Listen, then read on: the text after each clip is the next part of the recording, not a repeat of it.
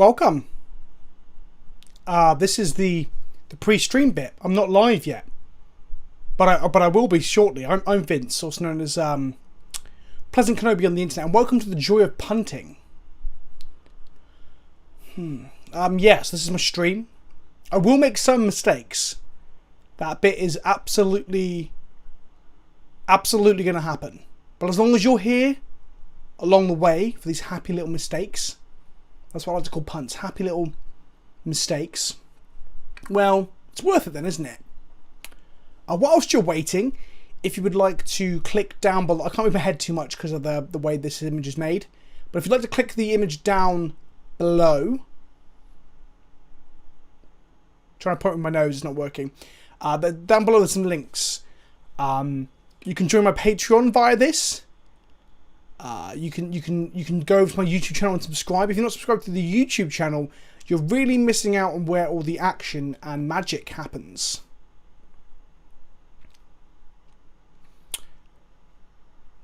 Oh, I guess I should explain how you can support me as well, right? So the Patreon, you can sign up for like $2 a month. It's less than a booster pack. And that allows you to be on the Discord server where you can hang out with me and other patrons and talk shit, see when I'm getting low and pissed off at Magic for losing a lot, or when I'm happy because I'm just wrecking fools because it's better to be lucky than good. All those things and more. A giant hentai, all that sort of stuff. All on the Discord. There's other tiers as well. There's a slicer tier where we talk once a week in a voice call and you get to submit decks and stuff. But have a look on there. That explains it all there. You can subscribe to me here on Twitch. On YouTube it's free. It's the best free way to subscribe and support me is to just subscribe on YouTube. So if you haven't already, please go fucking do it. But you can subscribe here on Twitch. There's a button up there. Again, talking about my arms, my hands is really weird. Do you like jazz? Jazz.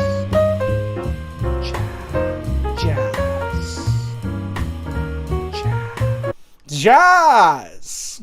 So yeah, you can subscribe with the button above my head. I'm pointing with my hand, but you can't see it. If you're on Twitch Prime, it's free. Otherwise, you can throw a few bucks into the Quazo well, and I will take some percentage of that. Hopefully a good percentage when I get partner.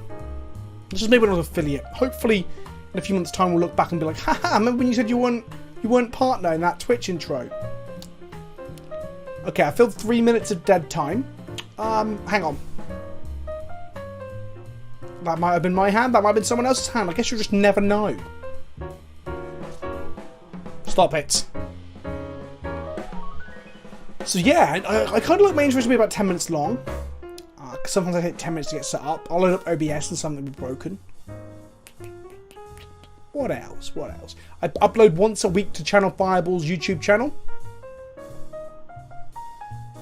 The comment section are mean there.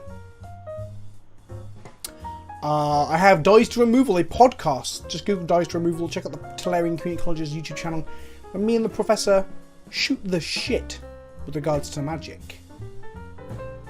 Twitch, this is Twitch. Twitter. Twitter's good. I'm very active on Twitter. It's a good way to get hold of me, to ask me questions, to engage with me. Go follow me over there as well. Instagram's pretty good. I post pictures of my dog. Post pictures of me. I've realised my fans have been on this whole time. I hope that's not made a lot of noise. Bollocks. I guess I'll turn that off now. Ah, fuck. But yeah, Instagram. Picture of my dog. Picture of me. Picture of food. Magic cards. It's pretty good. I enjoy Instagram. You get to make artsy-fartsy photos and stuff. Some of mine are artsy-fartsy. Some of them are... Actually, the majority of them are just like spare the moment thing. Yeah. Birds. Yeah, so jazz. I like jazz, right? Everyone like jazz? This one's more smooth jazz. Oh man, this is so itchy right now. Fuck. Thanks, Bob Ross. Yeah, just gonna hang out here for a little bit. Doo boo ba doo.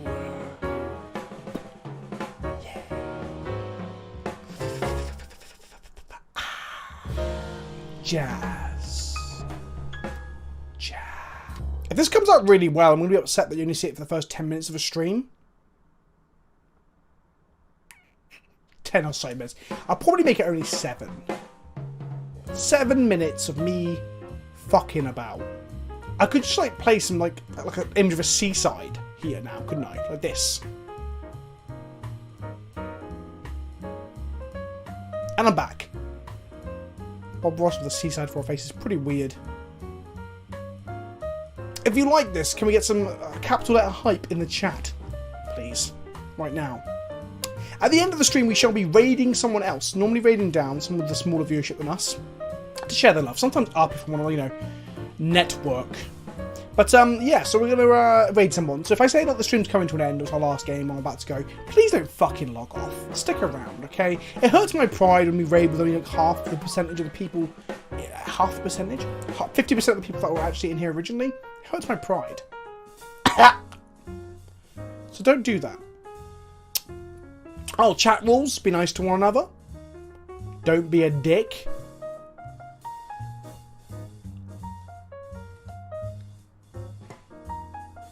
That's kind of it, really. Oh, there's a donation button down below. You can give bits as well if you want to support. Sharing my videos is a great way of supporting the channel. Like, if you have friends you think will enjoy my videos, fucking show them to them. Anyway, I guess with only a few more seconds to go, we should play some magic. So welcome to PleasantKenobi's Wonder Emporium, the punt shunt. That's not even a term. The joy of punting. Welcome. Welcome. This is the pre-stream bit. I'm not live yet, but I will be shortly. I'm Vince, also known as PleasantKenobi on the internet, and welcome to the joy of punting. Yes, this is my stream. I will make some mistakes. That bit is absolutely going to happen. But as long as you're here along the way for these happy little mistakes, that's what I like to call punts, happy little mistakes, well, it's worth it then, isn't it? Whilst you're waiting, if you would like to click down below, I can't move my head too much because of the way this image is made, but if you'd like to click the image down below, trying to point with my nose, it's not working. But down below there's some links. You can join my Patreon via this. You can go over to my YouTube channel and subscribe. If you're not subscribed to the YouTube channel, you're really missing out on where all the action and magic happens.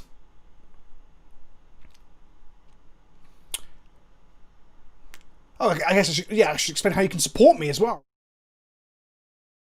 All my sound is on. Rob, can you speak for me, please? Rob, can you speak for me, please? Yes, it's working. It's working. Huzzah. They can hear us both. They can see me. They can see my brand new T-shirt. Not my branded T-shirt, but this is Anamanaguchi. That has a hole in it already. So I've got to email this company tomorrow and be like, my T-shirt's already got a hole in it. Can you replace it, please? Hello, chat. Hello, everyone. How are you today, Rob? I'm very well, thank you. How are you, Vince? I'm very good. I'm very excited. We've got 2.5 hours till I get to unveil my Secret Lair drop to the world. I should have the box to hand, but babe, when you come back up, can you bring the box up for me? I'll bring it now. Oh, thank you. But I won't be taking any questions until 9:30, at which point, in my time zone that is, we will be going to an away screen and I'll be linking you all so you can go watch it. It's 10 minutes long. It's me cracking it open and talking about what's in it. So, today, though, let's do a roll call first.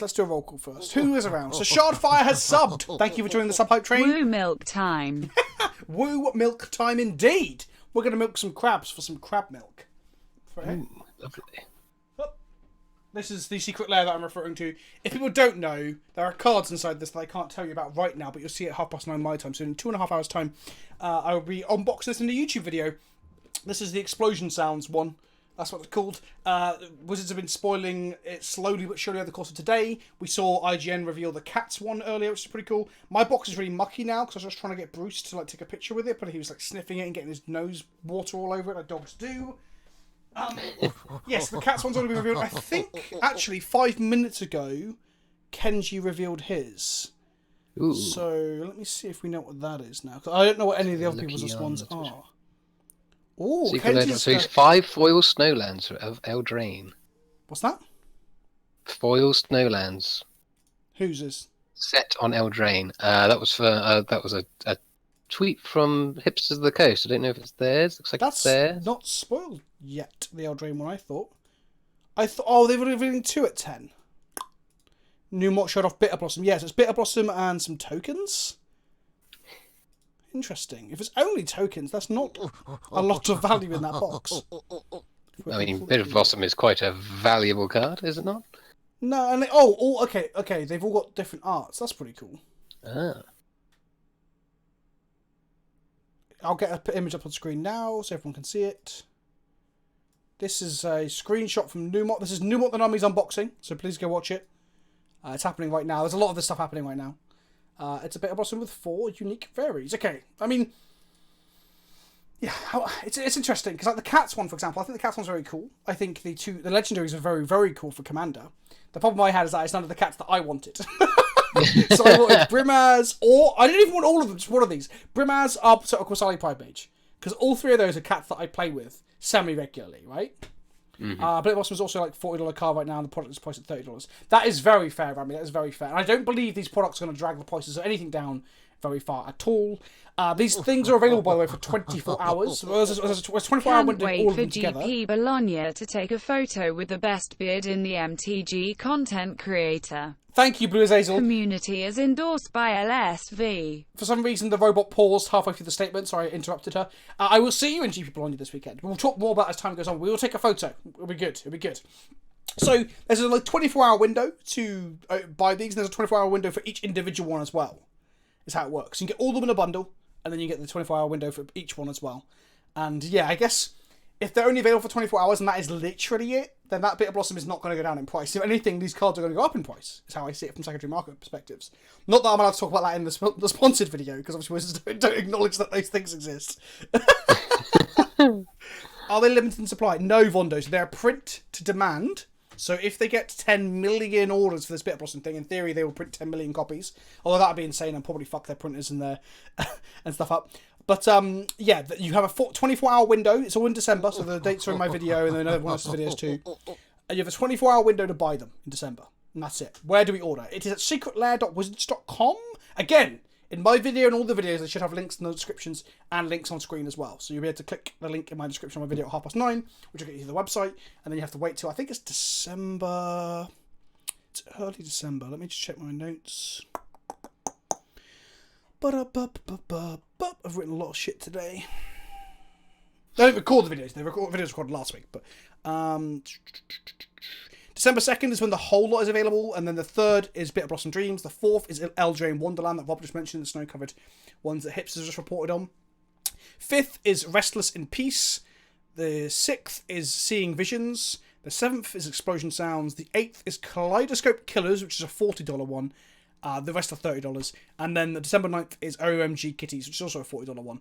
I thought the $40 ones were going to be ones that were like the cards plus tokens, but obviously we've just seen one that's 1 card plus tokens. So they don't all follow the same rigid set or formula, which is interesting. I'll probably do a video talking about the whole product as a whole and actually give some... Because my video is more of an unboxing, where I just open it and say, look, Wizards sent me this is what's in it.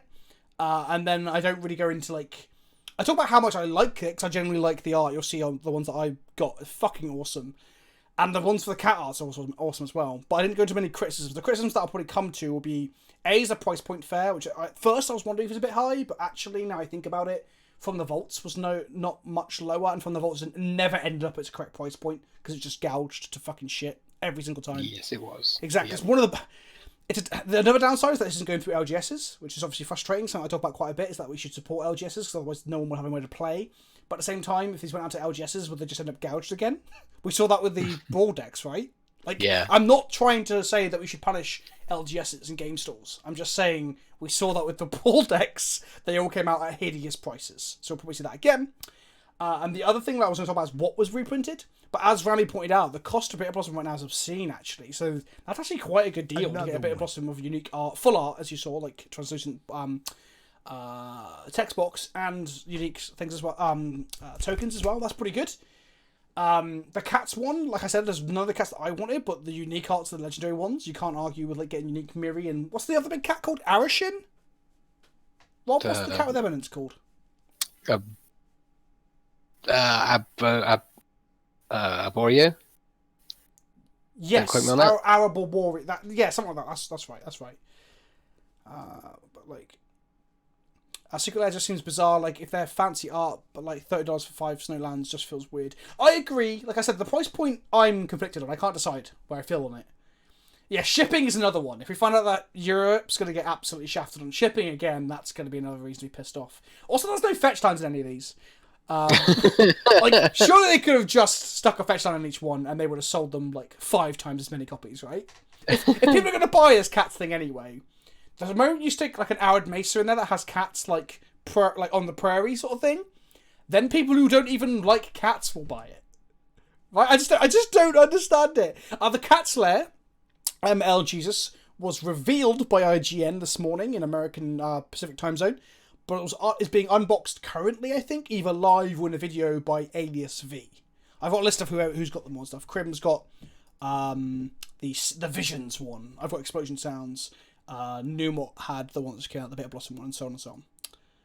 But yeah, we'll see. So I'm not saying the product's perfect. However, I am actually still quite a big fan. I generally think this is fucking awesome. I can't wait for people to see the video because the art on my cards is so fucking good. But Relax. yeah, I know. It's hard. I find it hard keeping secrets as it is, Rob. I don't have to keep a secret for like a week and a half, 2 weeks, or whatever. I know. That's why I think we should just take it down a notch, just in case you slip. Yeah, I slip and spoil it all. Right. Right, let's talk subs quickly. Sierra says, drink water, thank you, hello and welcome, thank you for the tier 1 sub, hope you enjoyed the emotes, my friend. Cap and Ravager, thank you for the Twitch Prime. Blue Azazel, obviously already shouted you out, my friend. Wardy Joe, thank you for the sub. Nanopus, thank you for the sub. And Shardfire, welcome back, my friend, for 6 months in a row. Nanopus at 2 and Shardfire at 6. I think we had some subs while we were in the away screen. No, we did not. Cool, right, let's talk Magic that we're playing tonight. What are we playing tonight then? Well, I'm going to change my title from Green Drafts to Crabs. Or 8 Crab. This is 8 Crab. This is a... Okay, so on my Discord and Patreon, people can submit decks for me to eventually play in a video or stream or whatever I deem fit. So I want to play one tonight for a little bit before we go into some Legacy. This is 8 Crab, submitted by Justin, also known as... I'm going to pronounce it by looking at it. Justinius? Am I being an idiot? How does he spell it? Justinius, who's also called something else on mode because everyone changes their names all over the fucking shop. Justinius is a splicer, and he has submitted this deck to be played on the stream. So this is 8 Crab. The idea is to play 4 Hedron Crab, 4 Iceberg Cancrix. That name throws me heavily. And then with these cards, it's just to play lands and mill our opponents. We also have Archive Trap and Mesmeric Orb. There's only 2 Mesmeric Orbs? What the ever-living fuck? So what happened was, he submitted this and I thought it was a cool idea. Then I glanced at it, announced that I was streaming it today and left it at that. Then he messaged me saying that he's actually quite drunk when he submitted it, and it's not perfect. To the point that these were actually fabled passages. Okay. So, Justinius is there! Justinius! You drunken bastard! For fuck's sake. We need to make some changes. I thought I'd already made the changes we need to make. I think we need 2 more Mesmeric Orb. And as Rami just pointed out, we probably want some more fetches. So the double hits with Hedron Crab, and then obviously finding Mystic Sanctuary. Good point. Also, we have no way to force our opponents to shuffle their libraries. We have no Ghost Quarters and no Field of Ruins. So Archive Trap becomes very bad against decks that aren't searching. Another one. So, do I mean Guild of Gwyn? That is exactly what I mean. Do I have it on the account? Do I have to rent them? Please say I have 2. That'll do! That'll do, pig. That'll do. And then we're going to add 2 Ghost Quarters. Because I don't have enough Field of Ruins. Because I can't be bothered to go and rent more. Because we've got some Magic to play. Yes, we do. 2 feels correct. Well, we're up to 4 now, buddy! I'm going to cut Sheldock Isle. Did I miss the talk of the shiny new basics? Let's get Twitter up and have a look at these basics quickly, because I want to see them. I'm glad they're releasing more Snow Arts, because as much as I love Titus, I'm kind of sick of seeing the ones from Horizons. McFlurries. Yes, I like them. I love him, but fuck me. Oh, these are nice. I mean, They are very nice. This is the definitive island for me. This is the snow-covered island. Like, look at that windswept peak, Rob. It's lovely, isn't it? Oh, what just happened? OBS is saying something. Thank you for the host The Real Magic Geek. I appreciate you. Thank you, my friend. So, Hips of the Coast have showed them. I could have sworn someone else was revealing these. Let me see if I can find the original. I think it's Amy the Amazonian? Amazonian? Yes, it is. There we go. Let's show the original. They did source it. So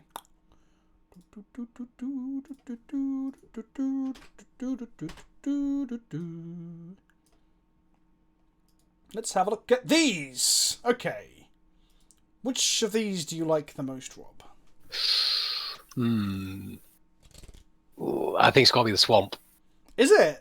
Yeah, Actually, just the purple hues in the background and the touch of green around the water's edge just looks really smart. I really love like how the, much colour you can get out of a swamp. Yeah, that is true. That is true. And I really like the light in this one and this one. Like, it feels like you're on a crisp winter's Christmas day sort of thing almost. Mm-hmm. I really like this.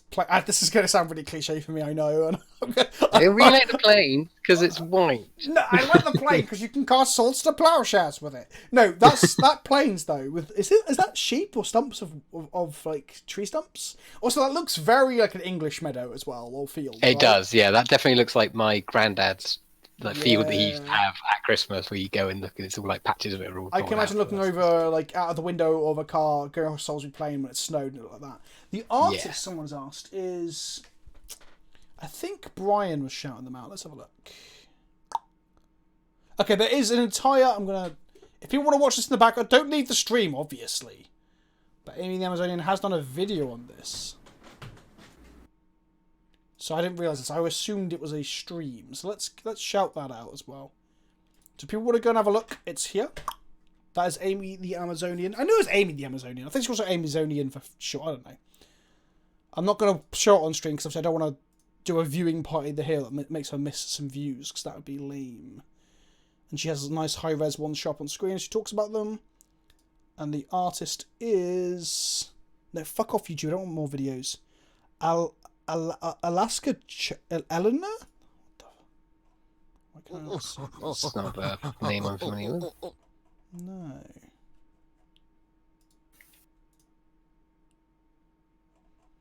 I've just realised I didn't take a simple, clear picture of the cards to put on Twitter after the video goes out. Guess people have got to figure out themselves. John was like, when I told John today when the announcement came out, he's like, "Well, get them up on Reddit and stuff before someone steals your karma." And I was like, "Someone can steal my karma. I don't give a fuck." Got karma to spare. I got so much karma. My tattoo did real well on both the main subreddit and the tattoo subreddit. Anyway, Another one. this is 8 crab. We're going to mill them. We've got some cryptic commands. This is not going to be good. Let's play some games. There we go. That's as... Eustynius, I'm going to blame you if this is fucking awful. Okay, let's just give this a shot. I'm going to full face cam so we can get sniped by someone who's in the chat. Let's have a look at who's available to play. This person. You are my next victim, Rufus Magnus 01. Welcome. Oh, I went to the wrong screen. That was me as Bob Ross. Now I'm back. Hell yeah, it sucks, as Eustynius. It could be an idea. There's got to be some good snow permanents that you could put. I think it probably needs to be blue, black, or blue, white, so you can play on thin ice and shit. And play Glimpse of. Yeah, Glimpse of Unthinkables a pretty good milk cart. Not going to lie. Okay. Well, sure, there's no crabs, no though, crabs. Right? Is it But no we've got lots crab of cryptic mulligan? commands. No, I think it's okay. We've got the Wish Fairy. We've got some card draw. I love that cryptic so much. I mean, it's barely usable, but yeah. It's not. Everyone knows the modes of cryptic command unless you're a fucking scrub, Rob. Well, count me as a fucking scrub because okay. I always forget. Whether or Right, not it's creatures or permanent. Chat, don't say anything. Bob, tell me the 4 modes of cryptic command. Go. Draw a card, count target spell, tap all permanents, target player controls, or is it all players control? No, I it's don't know. tap all creatures target player controls. There you go. Bounce a permanent. Okay. You were so close. Exactly, so but I was miles off because I didn't know, and that could in a tournament situation that could have completely screwed me. Patters is saying order matters, but let's be honest, fuck you, Patters. No, that's why I don't play cryptic. By the way, oh my god, I've kept it, and they paid a capital of salt. Oh my god! Right, I'm forcing that. Yeah, good idea. I'm still going to use Cryptics to tap down their team, but I'll pitch that Fate of Wishes. Nogu, Eighth Evolve for you. Okay, so our Archive Traps are going to be unusable this match unless we Ghost Quarter them or Field of Ruin them. It's all creatures. It's all creatures all opponents control. Oh, even I got it wrong. I thought it was target player. Another There you one. go. Stone Age Dude Man says we need the crab every single time. Apparently. Nah. Okay, that's a free Buddha taking our shit.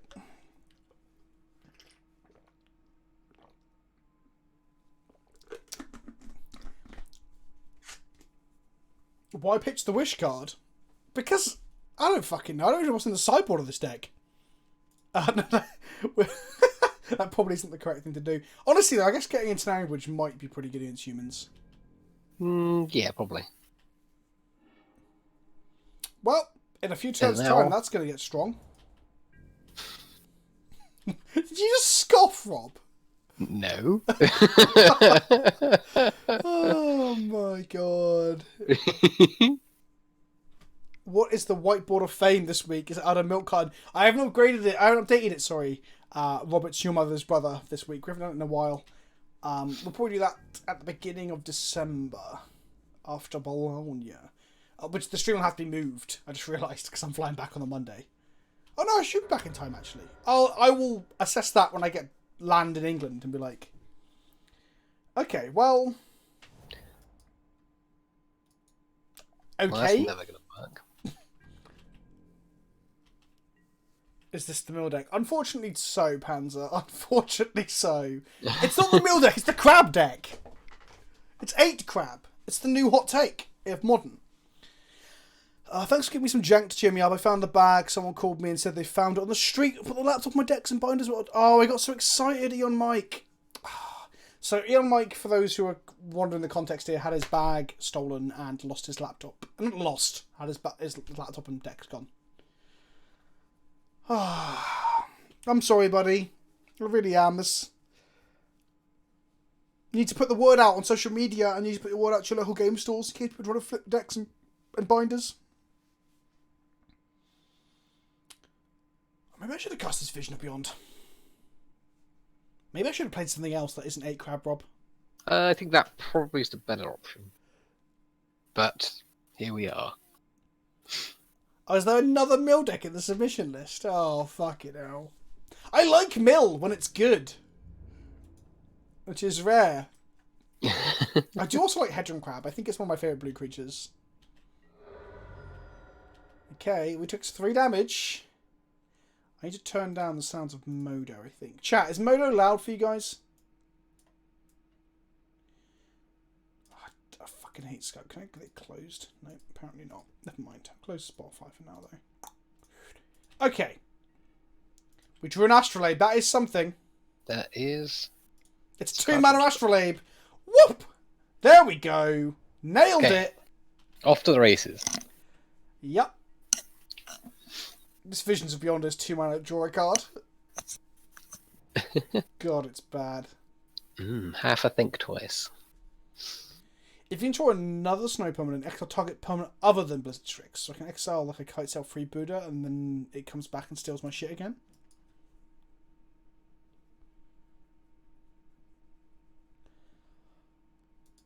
We'll take another draw and then just go to sideboarding, because at the moment I'm feeling like we ain't doing much. I should have refined this list more. I'm not gonna lie, I had a busy day today of recording a lot of stuff. And I end up even... I say recording a lot of stuff. I did want to record a lot of stuff. The CF video I started recording will not make the light of day because I just got really fucking tilted and like Alt F4 out of a game and said fuck this. And anyway, that's a long story. Okay. I was just like fucking... I was getting so tilted, unreal. And sometimes you do. So sometimes you have to just like pack it in. And then I was like, oh, I'll grab a spice list because I'm planning to play one before we go into Legacy tonight. So I grabbed this. And then just really quickly just grabbed it, put out the tweets and shit. And then this idiot told me, oh, by the way, you might need to fix this. Because it's a fucking hot mess. It's like, oh, interesting. So it's my fault for not looking earlier, to be honest. Okay, let's go ahead and... Huh. Yeah, Well... an actual mill card. 1, 2, 3, 4, 5, 6. Huh. Another one. Okay. I mean, we are pretty much dead. We'll have our Blizzard Strix to block with. It has flash too. So actually, we can flash it in the end of their turn. Another one. Take out the card itself. No, hang on though. We don't have time to do that. We're one turn short of like flashing that out, untapping, getting the cryptic command back, using the cryptic command, and so on and so on. Mm. We could have top decked a crab. Yes, Defaultier. Those fetches with that crab would definitely get us out of this mess. Big Nicks and Magic Tips. Big Nicks? What the fuck? Yes, the deck is funny at the moment. We're just getting our heads kicked in. We've got like multiple Dreaded Winters in our sideboard, so maybe if I had not... Actually, do you know what? I'm moaning, but if we'd actually kept this...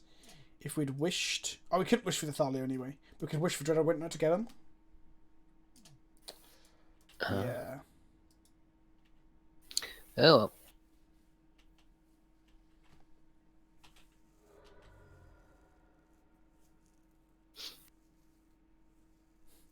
Big Nicks and Magic Whips.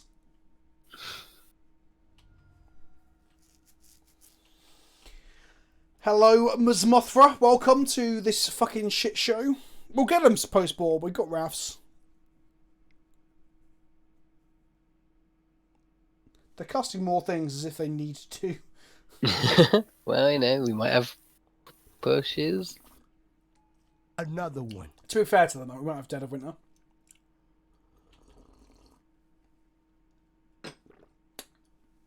Oh, coffee's so good. I am drinking coffee quite late tonight, so I can soldier on through. Okay, you know what? Let's just fuck this off. I'm just getting bored waiting to get onto my turn to like draw a card and realise we can't do anything. Okay, so Fate of Wishes into Dead of Night was Dead of Winter was the only way to win that game, and we couldn't have done it even if I didn't pitch it. So pitching it probably was incorrect. Also, keeping a hand without crabs is probably bad. Ensnaring Bridges, both Winter's Rests. Do we want to leave one ensnaring bridge in the sideboard so we can wish for it? Well, I was thinking of just cutting those fairies anyway. I mean, they're 1/4s. Yeah, but Like... they're also... Okay, so as a 1/4 it's fine, but like a 5 mana wish just seems very bad. True. Yeah, Like, no, that's fair. They're just going to absolutely kick our teeth in, aren't they? Yeah. So that's not impossible as a win con. Remands are bad against Vile.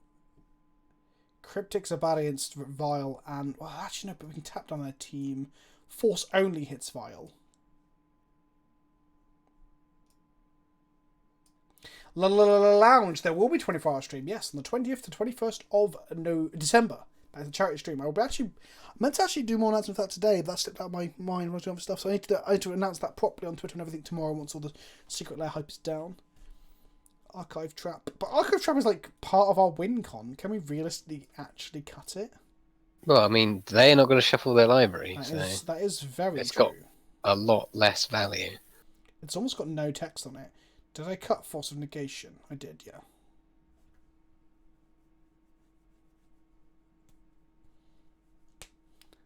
God damn it, why did I start to 4 AM to watch then when I could have waited for that? I mean, you have to wait a month. That isn't a month's time.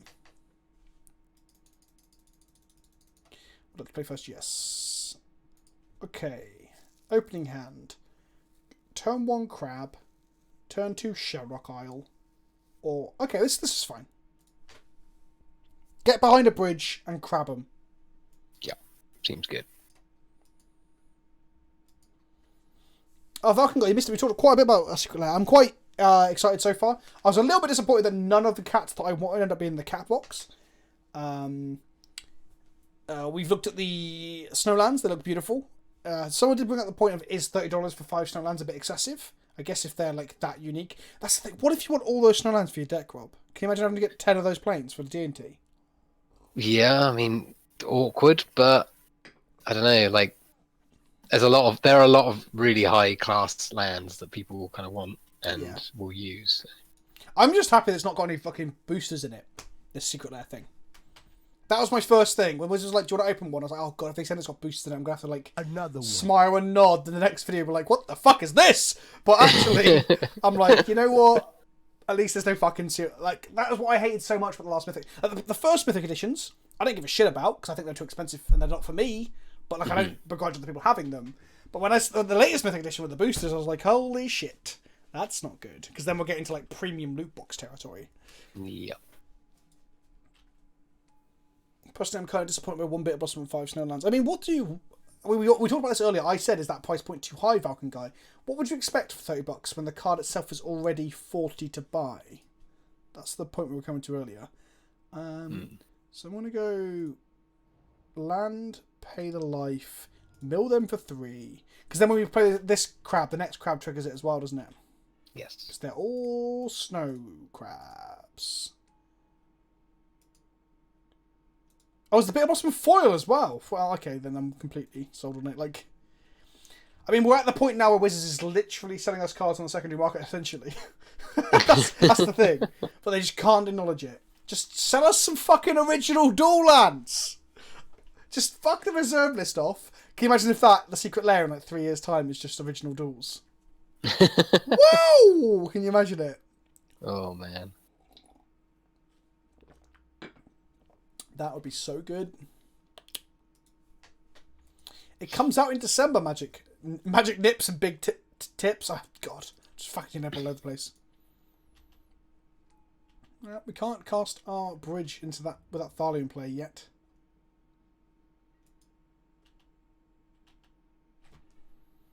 Okay, that's a crab. Wait, so this mill's for 2. And this mill's for 3. So it's actually correct to play the Hedron crab now, then.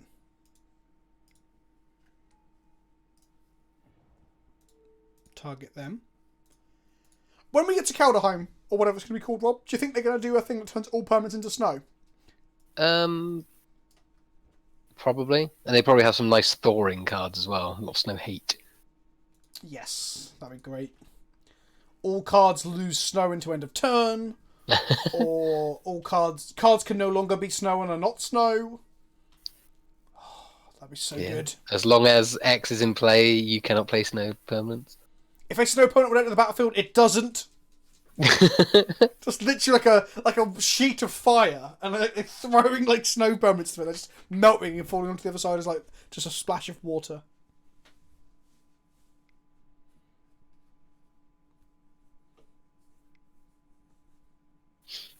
Put a melt counter on a snow permanent. Oh no. Oh yeah. They're gonna And sacrifice it at the end. Don't name Ensnaring Bridge. Don't name Ensnaring Bridge. I don't know if it's logical to name Ensnaring Bridge or whether we could be getting ghosted. Archive Trap. Cryptic Command. Woo! We ain't being ghosted, kids. All right. Dodged. Do all of my streams get uploaded to YouTube? The vast majority do. So if I do more than 2 a week, they don't all go up. I pick them. And the Monday ones always do. Because I like to have Rob's sultry tones around. Archived for future reference. When they're Absolutely. like, when you're being like, cross-examined in a courtroom somewhere, they're like, we need to figure out what he's really like. You know? I think, kids, we're actually in a good position. How that happened, I do not know. Okay, how does this work? Tap an enchanted creature. As long as you control another snow permanent, enchanted creature doesn't untap during its control's untap step. So we just tap the champion now, right? Yes. And this triggers when there's 20 or fewer, and therefore 42. So we're not getting there just yet. Actually, no. We do it a turn later, because we can take 1 hit from it. Because we want to get maximum value off the crabs. Maximum crab value. Absolutely. Kralyu. That's the term. Don't fucking at me. Sure. Wahalyu is for whales. Kralyu is for... Crabs. Crustaceans of all kinds. For all shelled creatures of the sea. Crabs, lobsters, clams. What are the shelled one. items? Oysters? Mollusks. Are mollusks shelled? Barnacles. I couldn't tell you what a mollusk looks like. Are barnacles just the little white bits you get on whales?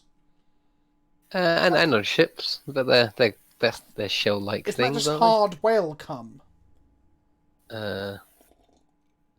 Not sure. Maybe that's not true. Maybe I'm believing something that someone told me that's not true. I don't believe that. I'm just making it up. So, chat, if someone said to you, here's 1,000 English, let's say dollars, because some of you are American, $1,000 to eat whale cum, would you eat whale cum for $1,000? And the question goes out to you as well, Rob. No. $1,000, Rob, just to eat a bit of cum.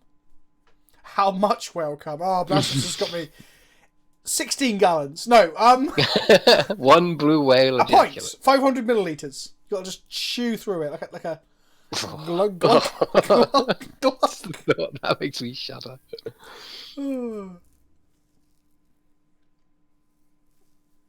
Maybe for 20 each of the new snow basics. Well, $1,000 will get you more than 20 of them, wouldn't it? Do I get a chaser? Yeah, my cum. From whale cum to male cum. Okay, let's do some blocking. Mm-hmm. What's the worst that could happen? Well, They somehow flash in a Starley's lieutenant, I guess. can't do that, so we're alright. We just block like that and take 2, I guess. Thank you, Unicycle Warrior. Oh, what a name. I won't eat whale cunt, but I will sub to you. I didn't say cunt, I said cum. But thanks for the sub. 4 months now, my friend. Thank you. Welcome to the Whale Cum channel. For all your whale cum needs. Don't whale nut like a whole fucking swimming pool at a time. Probably. So you're telling me I'm going to have to pay a lot of money to get rid of it? Can you imagine that? D&D campaign. They're like, today's quest. Why are they flickering their champion? That seems like a bad thing to do. Oh, they should just flicker their Thalia to grow them. Maybe they're looking for some specific thing. That was a good quote. Well done. How much for whale cut? Yeah, how much, chat? Okay, $10,000 to sit in a whale's cunt and ride it like a canoe down a river. Right, let's tap down that bloody charming prince. Haha, Thalia. You thought you were safe? Well, you're not. Tap. Yes. Okay. Yes. We're getting there. Kambal, a vintage Another one. staple.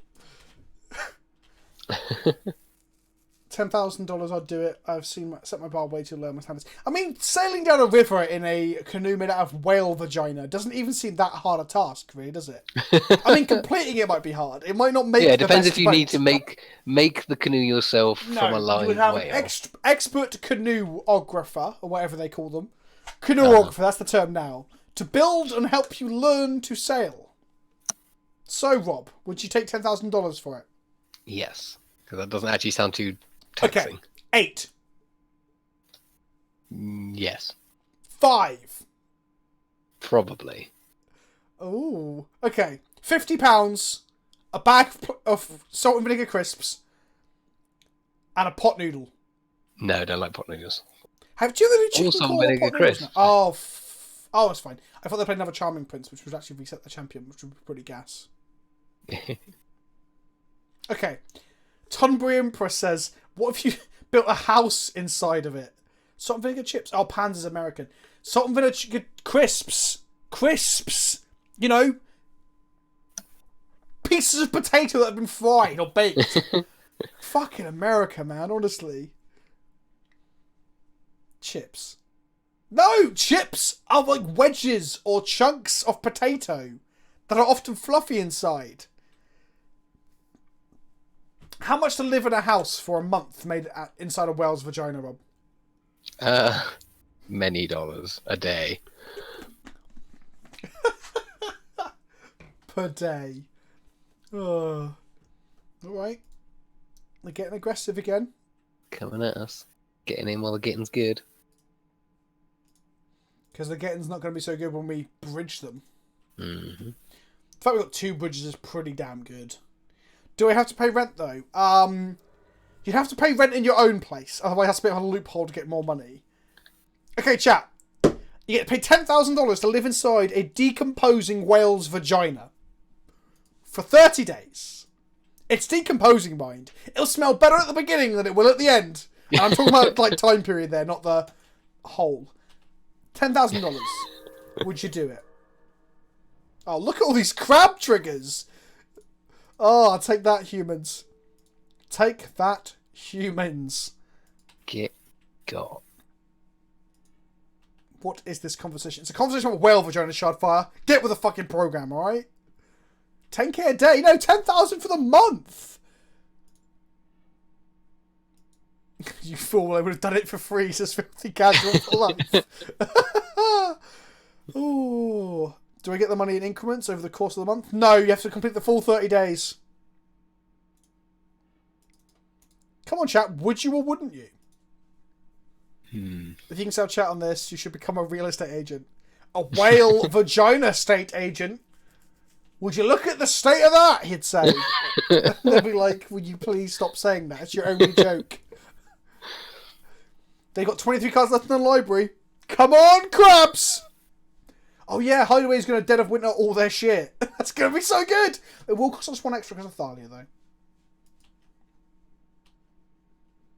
As long as I can take nose plugs and a spoon. I understand the plugs, but why the spoon? Don't ask. Fuck. You're probably right. Top Hat PC says, okay, I'm in. It'd be a good story for the grandkids. Falcon Guy says, Vince has convinced me. And Panzer says, nice board, bruh. That's not about whale vaginas. I'll do it for a playset of all the OG jewels. Labib, I don't know how much that costs. Is it more than 10,000 if I give you them in revised? Reflector Mage, is this? Sure. Yes. Our hand actually isn't empty right now, and they're going to put another card back in it. Will they put an Iceberg Cancrux by accident? It gets more damage through. Nope, they're going to Reflector Mage their own... Oh, no, they're not. It is going to be an Ice Cancrux, which is not the correct thing to do, because that will turn on our Sheldok Isle for the following turn. Oh, yes. Wait, does Summer Magic have Jewels Patters? I didn't know that.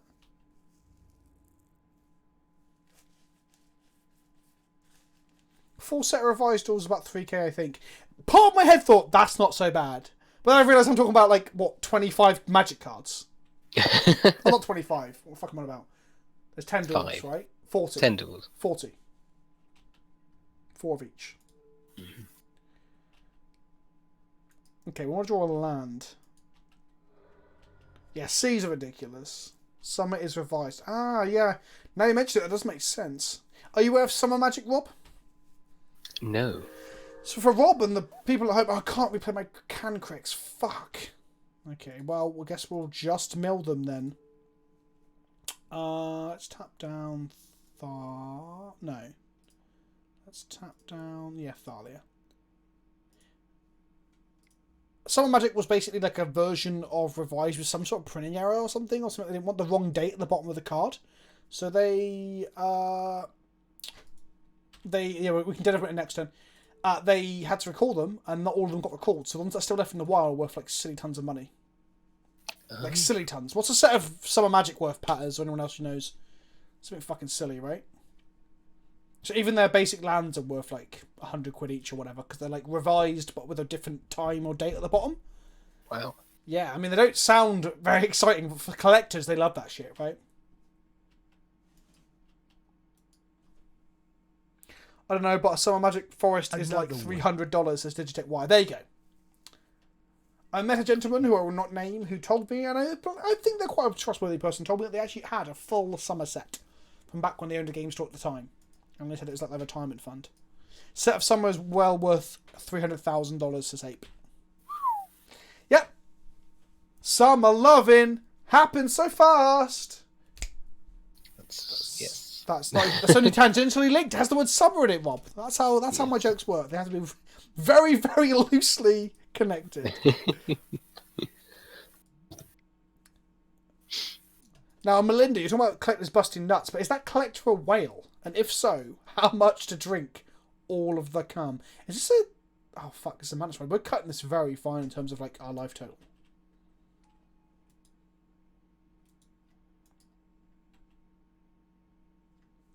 Three, 4, 5, 6, 7 damage here. Unless they have a Thylo's intent, in which case we actually just die. Oh no, we don't die, because then the Mantis Rider can't attack. Oh, but they copy the Mantis Rider and then we do die. We have to die, let some crabs die. Also, the sad thing about our Dead of Winter plan is that it doesn't kill their champion. But that doesn't really matter, I don't think, at this point. Reflector Mage, my Cancrix. Sure.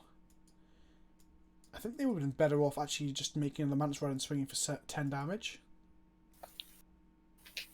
Yeah. Again, they might be playing around something weird. Got one blue open, I don't know. 2, 4, 6, plus 3. That's 9 damage. 2, 4. Do we block with some crabs here? I mean, what are the odds of us being able to shell dock and wipe the board? Oh shit! We only have 2 snowlands. We have to hit a snow island next turn to not die. Okay, let's do it. Oh fuck my old boots. Okay, let's go to blocks. We're gonna have to do some blocking. We have to draw a land here, kids. It's the only way. Actually, why am I blocking then, really? Because oh no, we have to survive on 1, so we should have blocked with at least 1, not both. Never mind. Okay, here we go. Dead of Winter counts your winter's rest. Oh fuck, no, we have got them. Thank you. I thought we only had 2. We're all good. Phew. Do. Fucking hell. Okay, let's go cast this. I haven't cast Dead of Winter yet, have you? No. It's going to be pretty good, Rob. I feel like it's gonna be. Oh, it's all non-snow creatures, so our Hedron crabs would have died anyway, so I did block correctly. Oh! Would you look at that? Look how neat and tidy it all looks now. Okay, so if they draw like Night of Autumn, blow up our Winter's Rest, and then like place... Oh, they can't play a human next time, so we'd still survive. We'd just survive. Oh no, it's an 8-8. They won't. It's Stanbridge. Whoop, whoop, whoop, whoop, whoop. That was a good Dead of Winter, wasn't it? Oh! Yes, it was. It was like wiping a really shitty bottom with like a wet wipe, you know? Do you ever run Skin out... right in there. Do you ever run out of toilet roll, Rob, and have to wipe your ass with wet wipes? Happens to me all the time. I don't have wet wipes in my house. So Oh, do you it not? doesn't have to Okay, be my female has them. To speak like Ferengi from Star Trek Deep Space Nine. Okay, let's go crab number 1. Mm-hmm. Crab number 2.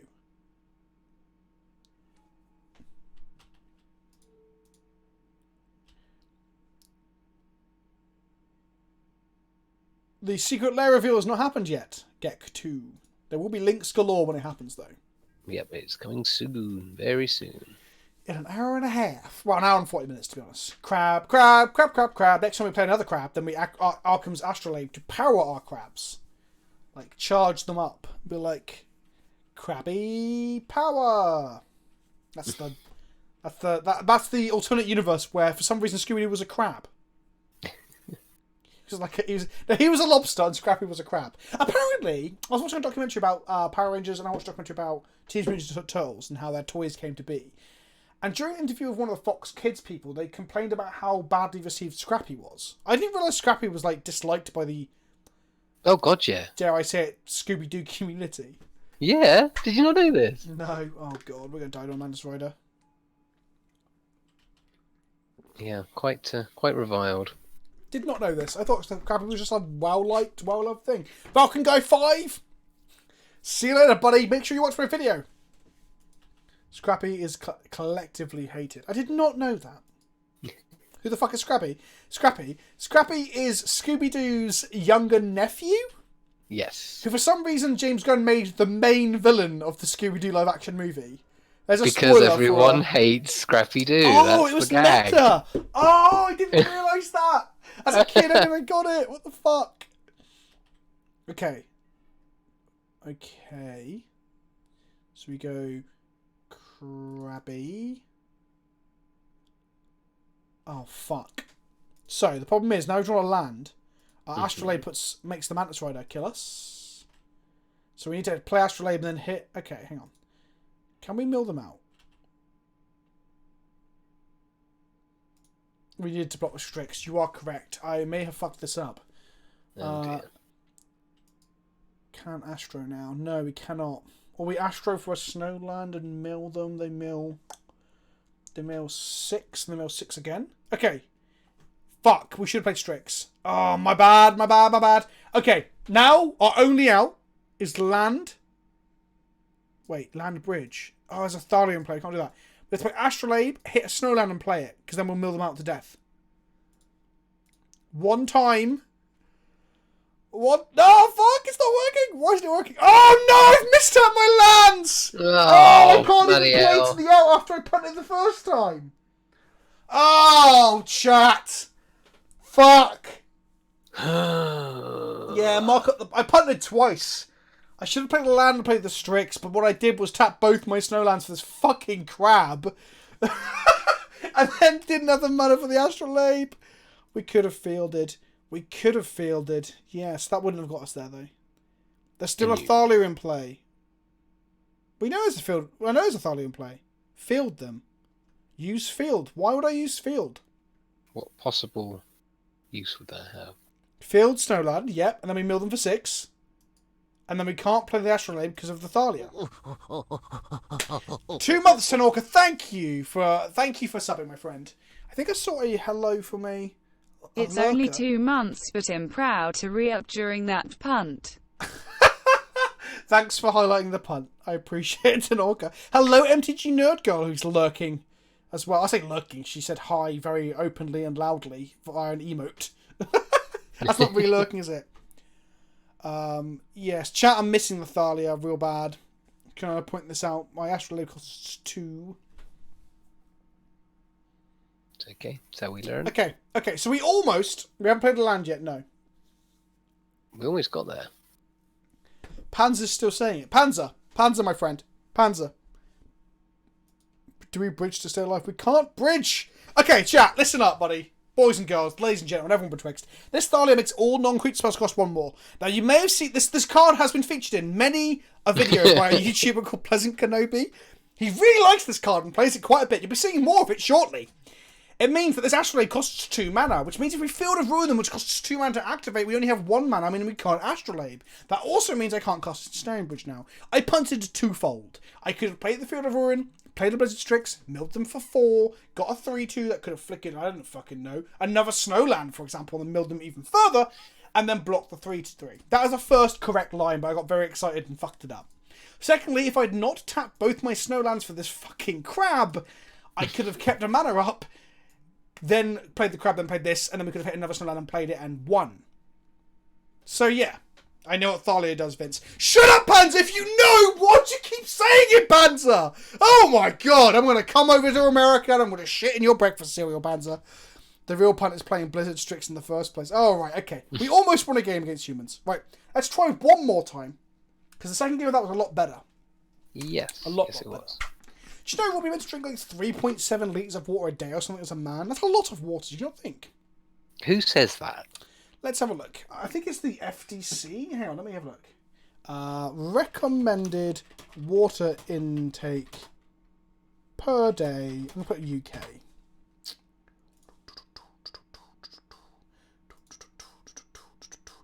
Well, it's BBC Good Food, apparently. Right. How much water should I drink a day?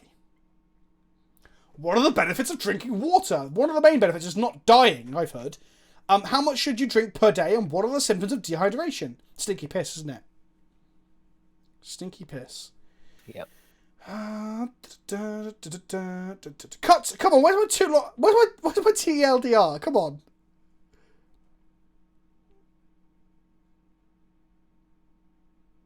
Can you drink too much water?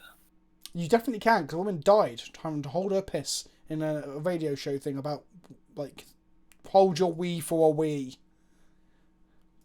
That's not the same as is it possible to die drinking too much water? Well, it's it is possible if to you die by not taking a piss. Yeah. Surely if you drank too much water and couldn't piss it all out in time.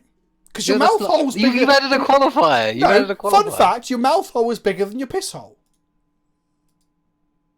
Okay, so if you physically drank so much you didn't have time to piss. You physically could not pass it, yeah. But at the same time, your body couldn't process it that fast, right?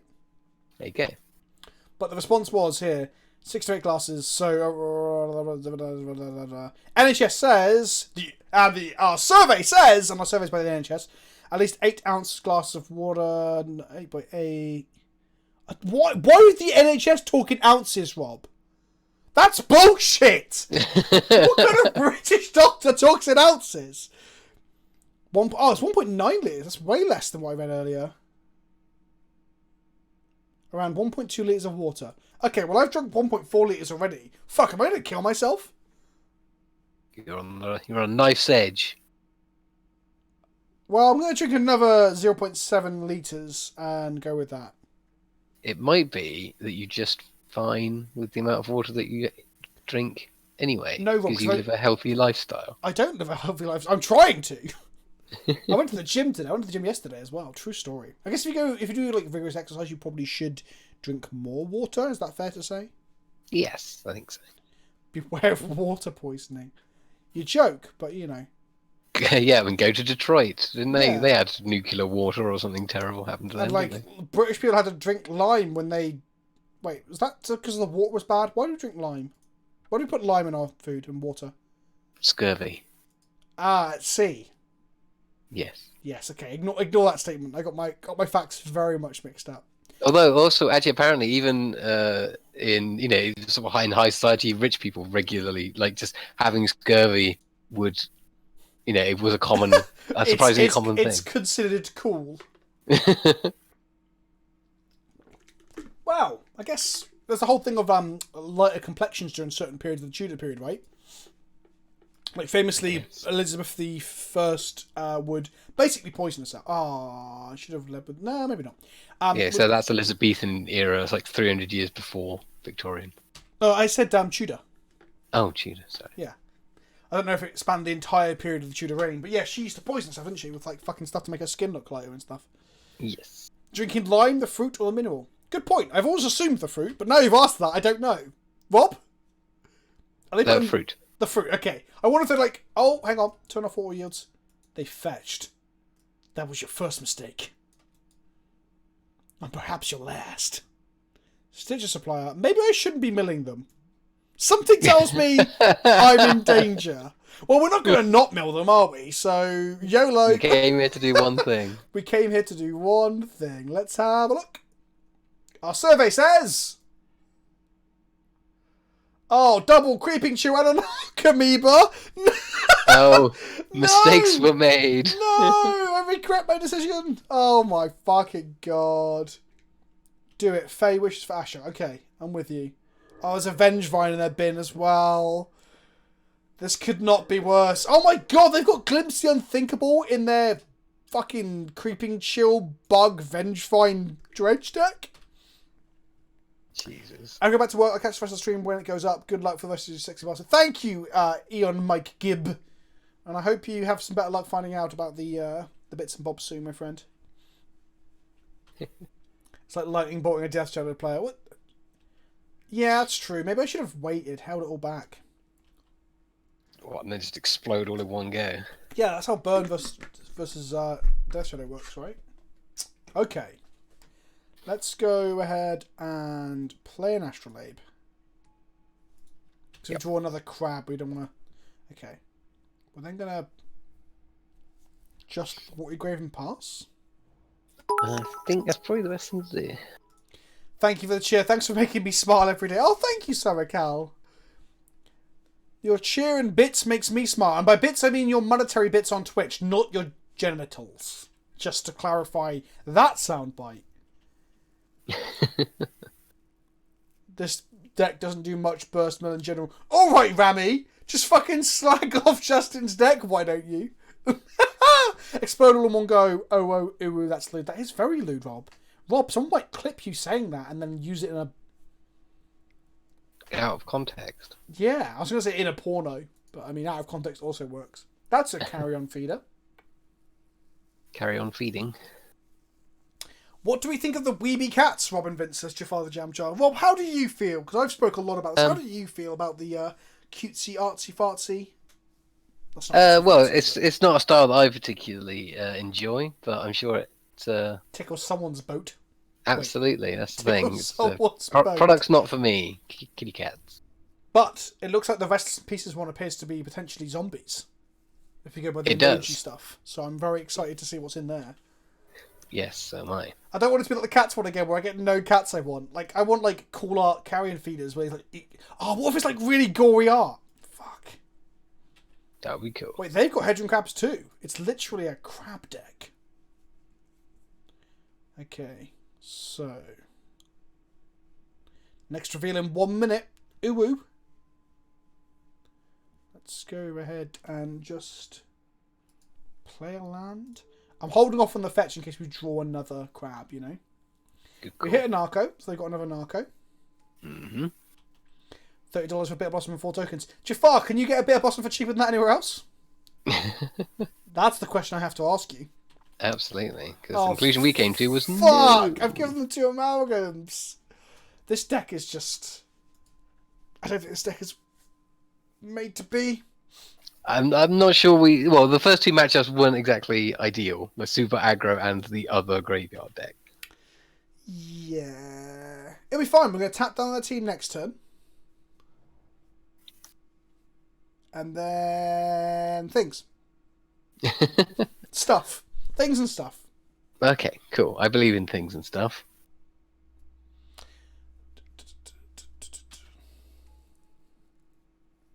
Dead Open is not even in our main board. Okay, they're going to go very big carry-on feeder. Mm-hmm.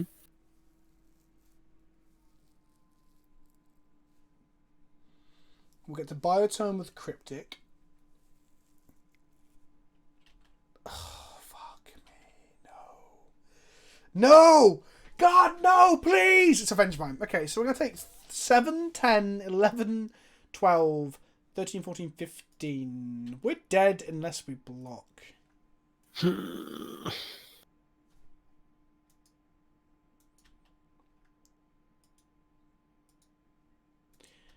I do feel like it's indicative of the wider problem. Why do we need weeby cats and still no fetch lands? I mean, I don't think those things can be mutually exclusive. Like, I don't think the fact they're putting the cats is the problem. It's the fact they won't put the fucking fetch lands is the issue. They can happily do both. There are so many people playing this game, spending so much fucking money. They could sell you 1 million. That's why I've changed my tune on the whole product burnout thing. Because there's so many fucking people playing Arena, Modo, Paper, Limited, Pauper, Penny Dreadful, Standard, Modern, Pioneer, Legacy. There's so much scope for them to sell shit. But for some reason, they still won't print those fucking fetch lands. And I keep hearing people in my comment section be like, Vince, they're not going to print them because, well, Wizards just don't like fetch lands. And I'm like, stop believing the lies. Like, they don't like them in Standard. Why not just make some things you can sell to the Modern and Legacy players? Yeah, absolutely. I had this exact same thought this morning when I was on the train. That like, product fatigue is like, it's not a thing anymore. Like, or at least it shouldn't be a reason not to do stuff, right? Because there's always going to be there's like stuff like this, right? Okay, it's a cool, exciting product, and I'm excited to see what the different things are going to be. But I'm probably not going to buy it. Like, but that's okay. Like, I can be, oh, that's cool, and then not ever look at it again. Like, yeah, exactly. So there was a talk on the Discord recently. I think it was Monohell or Nick were adding up the cost of. Oh, I talked and I went to combat. We're dead anyway. Like, we were literally just like flying by the seat of our pants. Like, there's a bit of poo in our mouths. We're bleeding. Like, we're not in a good place. Anyway. So, Fabled Passage is the most played fetch in the Hot New Pioneer, says Admiral Bastos. I know, exactly. It's funny, isn't it? It doesn't make any... It's a bit nonsensical, honestly. It's a bit nonsensical. They're saying, oh, you'd have to pay like over $400 just to keep up with Standard, or keep up with Magic, sorry, in the last, I don't know, 3 or 6 months or whatever. And I was like, no, you don't. You just don't. If you don't play Standard, for example, you don't have to buy any of this shit. Like, Yeah, look I mean, at the amount of- I'm up to date with standard, and I haven't spent a penny on standard. Like, what does that even mean? Like, and they meant like playing everything, but like if you're Right. playing everything, then sure. But like, again, if you're playing a load of Legacy and Modern, like the new Commander product didn't do anything, right? Like 1 or 2 cards out of it saw absolute fringe playing Legacy. Like even as a Commander player, it's not even competitive formats. You don't have to like have everything. Like as a standard player, you don't have to have everything. Like the idea that you need to buy every product is obviously great for Wizards of the Coast because they're like, yo, keep buying it all, buddy. But yeah, so you don't have to buy fucking everything. That's crazy, absolutely crazy. Like you don't have to buy a box every set. This is probably something the Wizards wouldn't like people shouting about too much. You do not have to buy a box every set. Actually, it's probably inefficient to do so. I mean, I think that's an obvious statement, but maybe it's not obvious enough. Well, apparently it needs to be said. Yeah. Sandkeeper21, thank you for the Twitch Prime, my friend. I definitely love to keep up with Magic as a whole, but it's not sustainable anymore. Well, what's not sustainable, Panzer? Which product were you like forced to buy to stay up to date with Modern or Legacy? Like Modern Horizons? Sure, sometimes big sets come out when the Horizons or the Masters of reprints, but when those sets come out, sure, I get the point. When people are like, "Why haven't you bought any Throne of Eldraine, Vince?" Because I bought like 12 singles. Like I don't need to. Well, I bought boxes because of the channel and opened one on the channel and stuff. But yeah, I mean, your situation is different because you use it as work, but and I know I'm in a privileged position in that way as well. I'm aware of that. Yeah, but it's like I don't know, like even just keeping up with it, like about the things that are going on and all the rest of it. Just being able to pick and choose the Magic that I want to pick and choose at a time that is convenient for me. So there's always something readily available that is new and exciting. How is that not a positive thing? Like, because people are angry. Like I just don't understand the anger towards like, mystery boosters, for example. Like you don't have to buy any of that. It's so, like when I saw that there was new cards in mystery boosters, for a split moment I was like, oh fuck! If this is a massive set, and those cards see any play in eternal formats, we are fucked.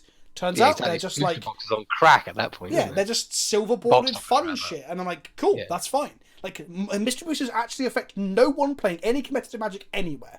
Like, the problem is the cost of cards. Like, that is definitely a legitimate thing that Wizards should be bringing down, but they aren't. They're mismanaging reprints. I get that. Pan says, I was more implying I enjoyed getting each set, and it's definitely not economic to do so. It's likely better for my own wallet, and that I realised that to be economical. Yeah, I guess, yeah. Like, it's bad for collectors. It's really bad to try and be a collector that gets everything. Like that's just, I think that's unattainable to anyone on like a normal, normal budget who isn't incredibly affluent. Another one. We have to milligan this, don't we? Yes, 100%. As much as I'd like to keep that actually. Fuck. This is better. Yeah. Okay. Fetches and crab and. Yeah, we got Dead of Winter for Exactly. We can churn through the stuff, get it all out, and then kill it all. Okay. Can't see this being a keeper. It has good cards, but one on the play cannot be keepable. Yeah, I know. I agree. We agree. It seems. Jeff Farr says, but why don't mystery boosters have fetch lands? That's a legitimate criticism. I've said this several times now. That's fucking absurd that they don't have fetch lands in them. It doesn't make any fucking sense. It's the bit that makes me the most angry. It's like, why wouldn't they just print them in places they can obviously go like there, but they wouldn't even bring the fucking price down. Doesn't make any sense. Okay, so anything that gets put. Anything nowadays, because of the situation they've painted themselves into a corner maybe, because anything that they put a fetch land into, and they give it to an LGS, they'll just gouge the price. But they can't if Mystery Booster Box is like hugely available and not this is the problem, and not at a fucking premium price as well. Because they keep only putting fetches in. They've reprinted them like 2 times, and they've been in premium price products or as promos. It's fucking mad. Just stick it in anything and everything. It'll just sell packs all over the fucking shop. Patters says that's not correct. What do you mean, Patters? A bad Over halfway to our sub baby. Thank you, Danny DB1990. Halfway, 5 months to a sub baby. Well, this baby just fires out from inside me. There's an ancient grudge in the graveyard. They brought that in from orbs. Interesting. And our bridges too, I guess. Very interesting. I guess I don't want to mill them too hard. I want to mill them... If I can slowly mill them. Right? I mean, any amount of meal is good for them. So. Restless in Peace content is revealed as Golgari Thug, Life from the Loam, and a Bloodghast. Wait, only 3? That's weird. It's almost like... I mean, I'm just going to say... I'm going to get a full face cam for this. It's almost like some of those cards are worth more money than others. Right? It's almost like Bitter Blossom can justify the price of a box, and Life from the Loam can justify the price of a box with 2 other playable cards too. It's almost like there's a secondary market demand. Weird. 3 to 7 cards. No, I knew they could vary, but I was just expecting like another card in amongst that. But I guess it's because Life from the Loam was a $20 card, I guess. Let's see the art. Yeah, I want to see the Life from the Loam art, though. I mean, this is probably one that... I've been waiting for one that I might pick up, and I think... Like, if I didn't have mine, I'd pick up mine. And I'm going to pick up the one with the Life from the Loam at the moment, and that's probably it. Let's go ahead and look at my timeline. I'm just going to scroll until I hit it. Nope, Snowlands, Snowlands, Snowlands.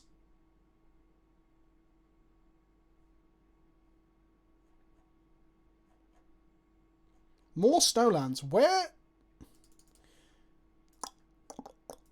Was it Nox that did the... It's like my Twitterers. Yes, Nox did Restless. Ooh, Bloodghast looks sweet.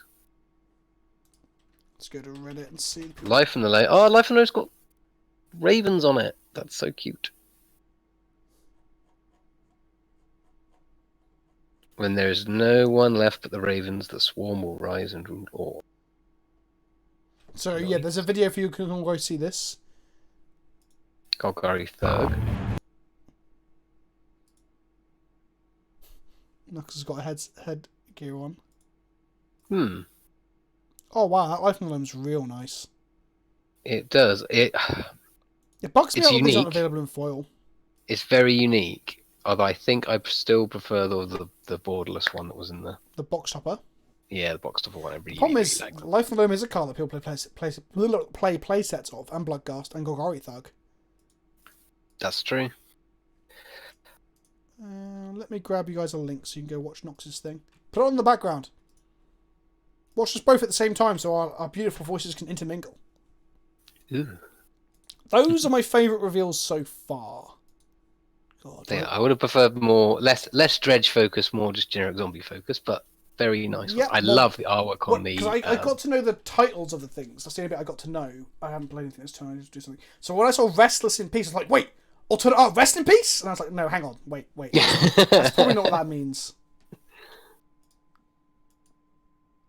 They're all non-foil. Yeah, they're all non-foil. Like the whole thing is non-foil, as far as I understand it. The Panzer podcast was wrong really earlier. cool. Those arts are fucking amazing. I think I might prefer them to mine, but still watch mine. Mine's still exciting. Honest.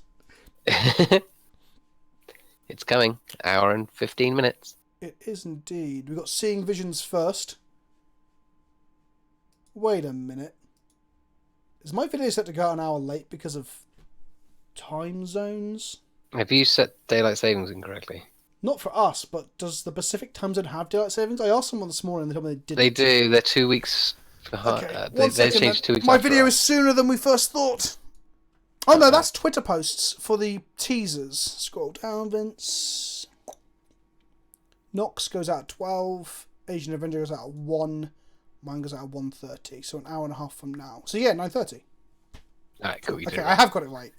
I like triple, quadruple checked about time zones. And at one point someone told me the wrong thing. I won't say who it was. And I was like, oh my god, I fucked it up. Then it turned out I'd done it right in the first place. Also, play a land, Vince. Thanks, Danny. Where are we? Let's go to the main phase. I'm just going to mill them. No, shut up. Let's get them to mill themselves a little bit. And then we'll get them. Yeah. Let's just take it easy. Let's hide away. Let's hide away an archive trap. Just to get the last 13. Good call. That's pretty normal what you do in the blue-black version. Yeah, Nox was 15 minutes ago, that's right. And then we'll have Crim's one in 45 minutes. And mine in an hour and 15. Then Cool. Then the command zone, I've got theirs at 2. Yeah. We'll get them so high by milling their self-mill deck. Jafar says, I hope yours isn't draft chaff like everyone else's has been revealed. Like, how is Light from the Loam draft chaff? What the fuck? Yeah. Jafar! I mean, literally, the one that's just revealed is a deck archetype. I think it's the best one so far. Yeah, it's like 3 cards from Dredge. Like, I want that loam. I think I've got. The thing is, I've got a foil box topper loam, so I don't think I want that loam for touch over anymore. I mean that one they just revealed. Mm-hmm. Oh sorry, Jafar, I'm with you. Thank you, Nano Press, for getting up. He means everything else I've revealed has been draft chaff. That is true. I've had a lot of shitty draft chaff. Fauna Shaman's cool. What is Kaleidoscope going to be? I have no idea. I'm hoping it's going to be like 5-color commanders and shit. I think it's going to be slivers, because isn't it 5-color, like, prismatic predators or whatever? No, it's just called Kaleidoscope.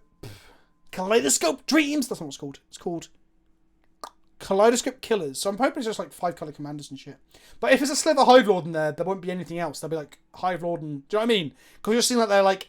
If the card is valuable, there's less in there, it seems. That's true. Oh my goodness.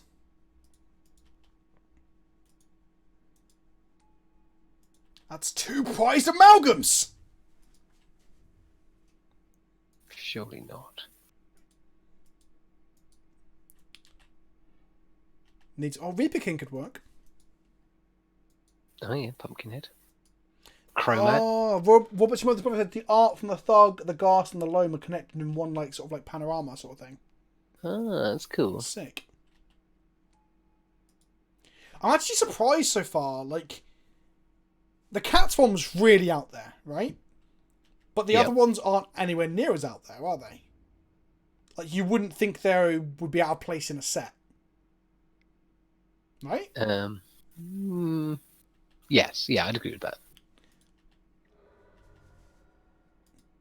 I want to see like a full-on like pornography Another box. one. No, I'm kidding. Jesus. Can you imagine it? Like, that's the way to get into the news. We had the satanic panic, now let's have the erotic panic. Yeah, the rest of those ones are pretty out there, but again, are they that out there compared to like the adventure cards in Eldraine? Like, they're beautiful, and I really like them, but they're not as pushed in terms of like concept. Mine is Explosion Sounds Pennybot. That is correct. We're going to die. We're going to die. That said, if we can survive one more turn, our Dirge of Winter kills everything that's in play. So that's definitely something.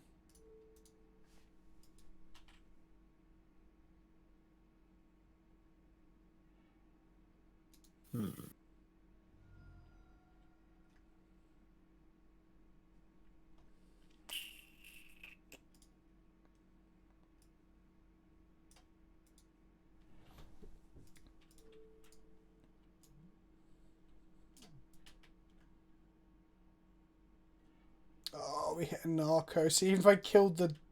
Oh no, that's got to come back. I guess we have to just draft the Gravecaller out of the game and then take 6... 8 plus 6 is a lot, Rob, isn't it? That is many lots. I think we're just fucking dead. I think we're just Another screwed. one. Oh my fucking god. Oh, sigh. This crab deck is hard. We almost won against humans. We almost won against humans. Almost, but not Right, quite. I'm going to start Legacy. We might come back to this. I think that's a break from this deck.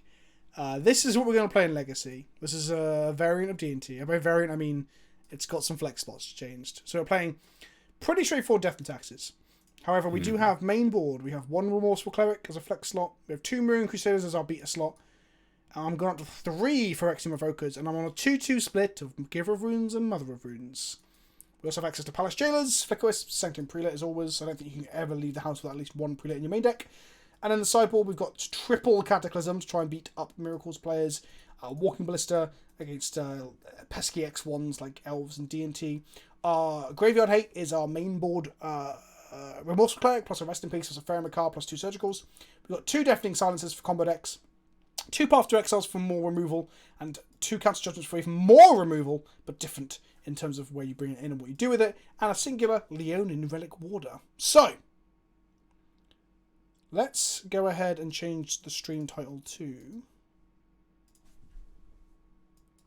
Taxman Cometh. I'm going to take a quick piss. Rob, do you want to talk to chat about how much they all hate every product that's ever made by anyone ever? And I'll be right back. Sure. Alrighty. Hello, chat. Ask me anything. That's what we do. Unless Vince has put the sound off incorrectly again, in which case we'll get to enjoy the sound of him pissing. Only time will tell.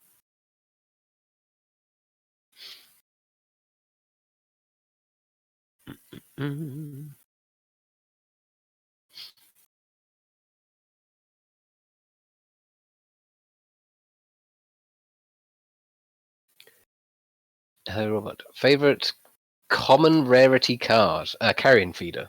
That was an easy one. What's your favorite Magic promo card? The promo Path to Exile with the person with the stick walking through a portal.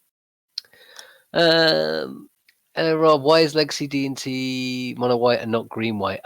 Because Arbiters, something to do with Arbiters, I believe. Because going 1 mana green dork, Arbiter, Ghost Quarter on turn 2 is really good in Modern, but it's shit in Legacy. I think that's the reason why, but we can double check when Vince's back. Are you going to play on the Minecraft server? Probably not, given my current commitment to the Discord server.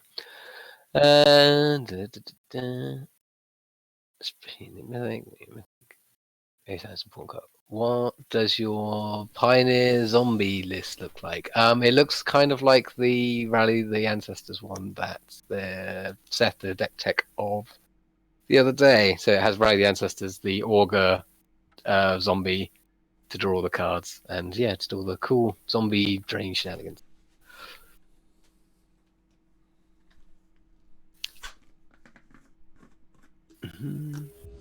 So you've been playing a bit of Pioneer, have you? I have, yes, playing some Rally the Zombies.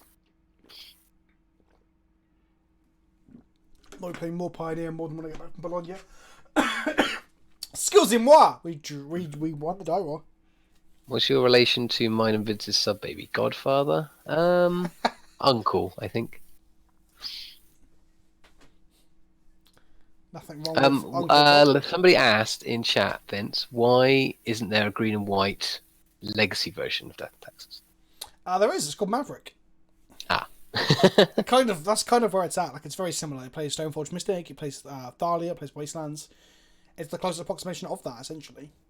Mm-hmm. It doesn't play Flicker Wisp, which I think is quite an important part of the Death and Taxes deck. But yeah, Maverick's the closest to being Hate Bears and or Green and Taxes. Wonder if this is going to be blue-white control after we just talked about it. Let's find out. Do they have Force of Will? They are cracking the fetch. Oh, it's a Spell Snare. Oh, an old nemesis. Uh-oh, SpaghettiOs. Another one. Woof! Ooh, there it is. Oh, well, it's back. That's been a Spell long Snare time is coming. back in Legacy. I guess it probably would have been quite good against Ren and 6, but I haven't seen Spell Snare in a while. And before High Tide. This could be any form of, like, this could be blue-white control, this could be some form of Stoneblade. High Tide isn't impossible as well, as Eugenius just said. Another I one. hope it's High Tide says ape. I don't, because I don't have a Thalia in my fucking hand. That's going to make this a lot worse. Blue-white control then, right? Or Stoneblade? No, it's just Stoneblade. Okay. Hopefully get Batterskull here. Then we can revoke her the Stoneforge, protected with the Giver. Blue-red Arcanist. No, I don't think Arcanist plays Spell Snare. It tends not to play spells that it... Well, it might play some number, but I don't think it plays spells... The cards that it wants to flash back with its Arcanist and the one-drop slot. So it wants to play like Ponders, Brainstorms, Bolt. So if you're in black, Thought Seizers, Inquisitions and shit. Why no attack? In case they Plowshed my Giver and I can't protect this. Come on. High Tech and Power through Thalia without too much difficulty. Yeah, sure. Okay, we're going to have this conversation where you say, I wish I had a Thalia Storm, and the Storm player's like, well, actually, I can always beat it. And I'm like, yeah, okay, sure. Because, but yeah, Thalia's really bad against Storm, right? Like, the card's terrible. Now, what am I doing? I'm on 1/9 Stoneforge Mystic. Yes, let's do that. For now, we can reset it later with a Flicker Wisp. Mm-hmm. Give it can't protect itself. Yes, I know that. But if they... So, I don't want my Giver of Runes tapped. Oh, hang on, have I brain fired? I have brain fired. Yeah, I could have attacked for 1. You were completely right. My bad, chat. Sorry, I'm being very sarcastic towards you. Why give her over mum? So I'm on a 2 split. I don't know what the correct place to be is. The problem is that you've got Plague Engineer, you've got Dread of Night, you've got all these other sideboard options that you were like really uncommon. That's really unfortunate. Really uncommon up until recently, and with Red and 6 being out of the format, I think that you are going to see a resurgence of those cards in the black decks. Now, it's good for Storm, but High Tide doesn't play like Ritual, they do Storm. No, but it still wants to play a critical mass of spells, Ape. And Thalia is very good at a critical mass of spells. Yeah, like you can combo through Hate anyway with a lot of combo decks. But my point still stands. I'd rather, my point still stands. I can't really explain it further than that, can I? But yeah, I should have attacked with the Giver on turn 2. Because we would run tap to protect our Revoke at that point. Then taking the Recruiter is actually quite brutal, because Recruiter was going to like power us through. Yeah, Recruiter for recruiters to We're get now more out action. of gas, which is That's frustrating. okay. Like, Wasteland's not terrible.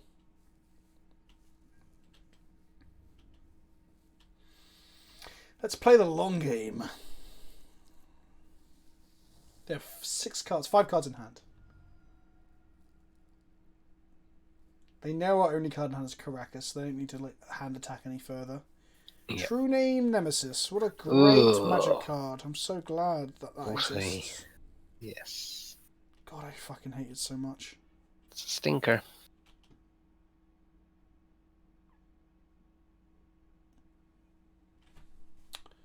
There's a pause in our vial. No, we're good. We're good. We're good. We're shot and port. Guess we're gonna die. Let's put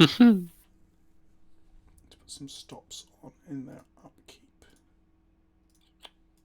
Hello, Marin Moon. How are you, my friend? For those of you who don't know, Marin Moon makes videos of weird shit. I think that's an accurate description. Off-kilter non-meta stuff in Modern and Pioneer. You should check it out. I also hate True Name Nemesis a lot, but I can't really advocate for a banning of it because I think it actually gives fair decks tools. And fair decks should have tools in Legacy. Perhaps it's too good a tool. I don't know. It's... I don't know, there are answers for it. Like, it always feels bad, especially in game You 1. say there's answers for it. There really isn't that many. Like, and they're also like weird off the like beaten path stuff as well. Like, Yeah. it just turns off the vast majority of interaction. It's fucking dumb. Okay, we're in a situation now where with the Recruiter taken, our Fraction Revoker being on Stoneforge is kind of clunky. I guess we can still go get Fire and Ice and equip it to something and just start swinging, which would be nice. So I want to draw Recruiter or Stoneforge, ideally. Palace Jailer wouldn't be terrible. Nope. Actually, no, Palace Jailer would be terrible because of this. Okay, well, looks like I'm just going to draw all the lands in my deck. Cool. And then die. Yeah. Sweet. Meanwhile, they've played a 3-1 that I cannot interact with in any way. In order to protect my 2-1, I've had to play a second creature of like of subpar stats. Like, it's just fucking absurd that this is a thing.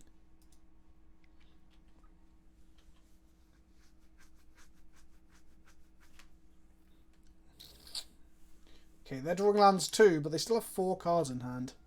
One of which is Batterskull. Putting that on True Name Nemesis is a bad time. Yes. Oh, goody gumdrops. We're going to Fate Seal us.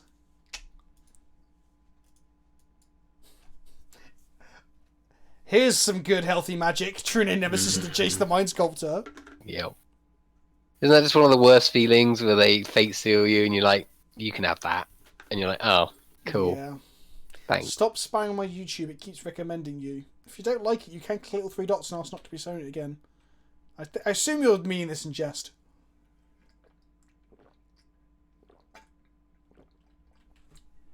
I'm not even going to look at whether they left a thing off of our library. I think that's the healthy way to play. Oh boy. Okay, well, they're going to find it hard to cast their Batterskull at least. They target themselves, or maybe I should be checking then.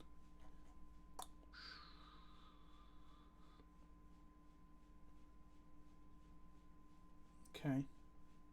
They bottomed a card on top of the library. Okay. I'm gonna keep the one card in hand, otherwise the vial doesn't pose any threats.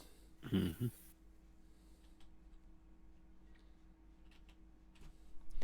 They're gonna bounce my Thalia, perhaps? Maybe not.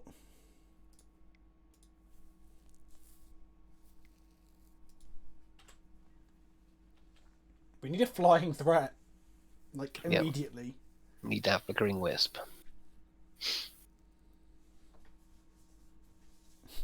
Yeah, those dredge cards are beautiful. I think I'm going to pick that one up. I was just thinking I was pissing. I was thinking, I've been wanting to rebuild a cube for a while. And if I have a cube, I wouldn't mind having like all 3 of those in a cube. Yes. So I think that. And I was thinking, do I want any of the cats? And maybe it'd only be the slingers that I think would make it into a cube. Maybe. It'll probably get cut for something eventually. Because the slingers are the ones that destroy artifacts, right? Yeah. So whenever a cat comes to play. Maybe I could put cat tribal as one of the archetypes. Yeah, I mean, absolutely. I mean, the Caracal is pretty powerful as like a mono white sort of top end You threat. can put Arbiter and Quasalian in and stuff. Yeah, there you go. Be very U as well.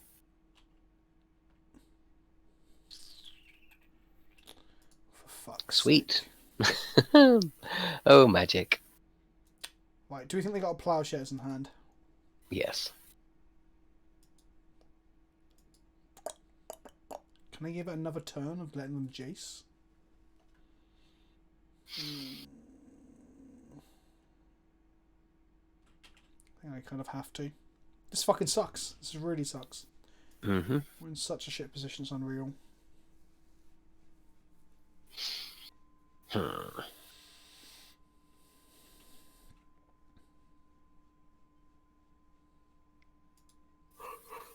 they have 2 plowshares then. Brilliant.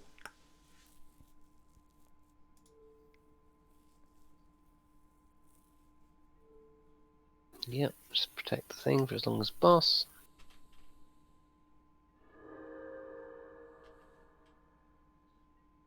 Yeah, we ain't getting through ever then. No.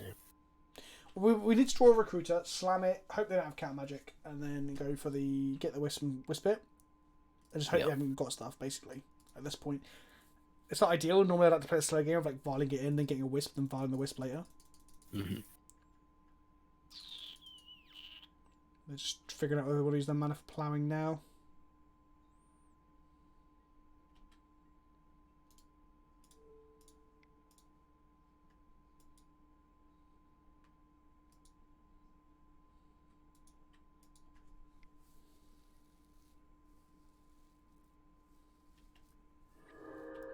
Sure. Yeah, sort of finance would be great. Our best draws is still Recruiter and Stoneforge. Followed up by Flicker Wisp. Yes.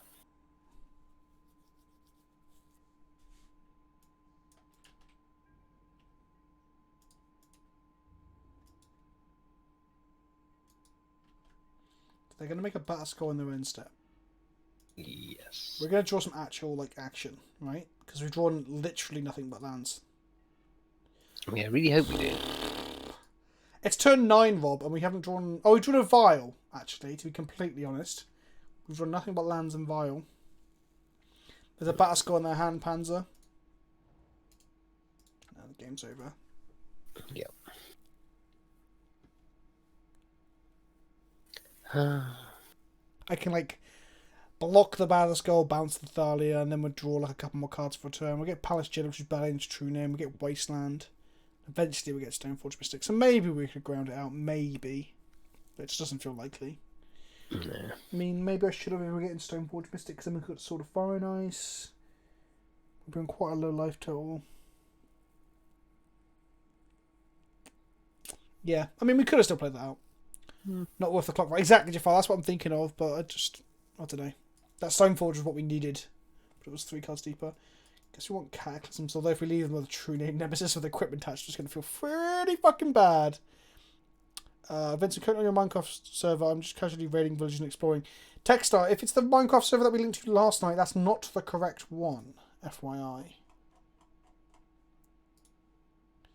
I gave it the wrong IP because apparently you have to have a separate port on the end of the IP to get the right one. So you're in someone else's server right now, Techstar. So I'd probably not raid people. Do I want Relic Water against this deck?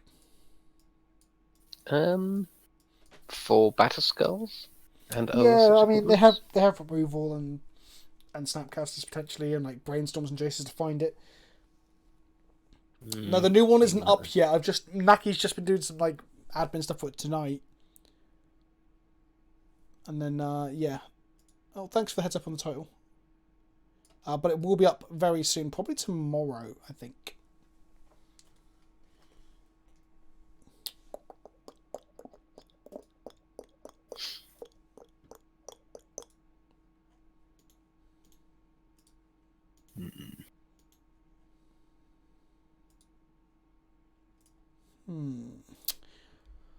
Let's bring these in.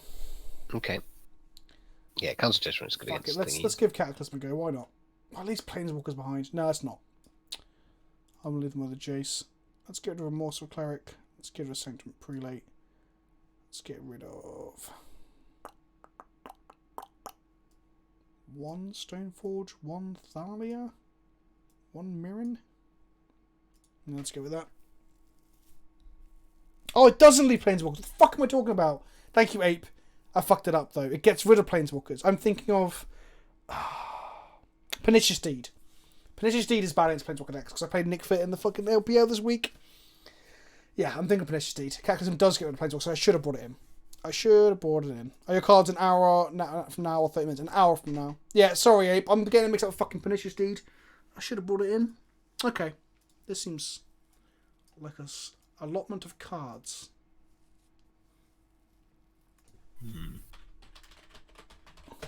That's the card you're looking for.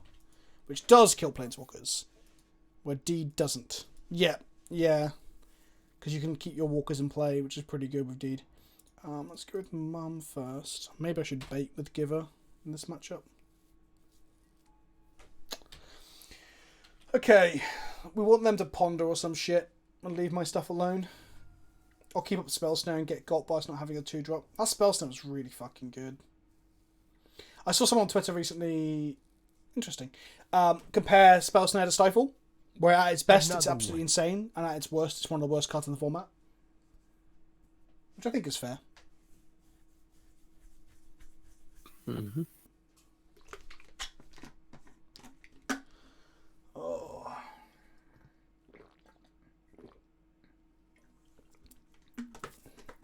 I played the Cat Jesus in Legacy this morning, Rob. How did it go? 4-1. It was great. We played so the MKM Prague top 8. First place was D&T. Yeah. Basically this list with a slightly different sideboard. Oh no, I'm playing one more Mirror Crusade than they are, I think. They're playing 2 Sanctum Prelates, which I just don't understand. I think he takes Crusader, yeah, Jafar. That makes the most sense. I took the Wisp, okay. So I guess maybe they have Jitte in hand? No, that doesn't make sense. Anyway, and the top 8 was Modern White Prison. Why are you still playing Giver? Because it has upside over Mother. That's why. I kind of want to wasteland them, but it seems bad. Because we need to play this Mirror Crusader. Yeah. If they play a really scary 2-drop, we can cancel Judgment it. Yeah, it'll be okay. So what Giver of Runes allows you to do is actually win through things like Dread of Night, Engineered Plague, Plague Engineer, and things like that. Because it's a different creature type and it's a 1/2. And sometimes all you need to do is push your Mirror Crusader through a Trinity Nemesis to win.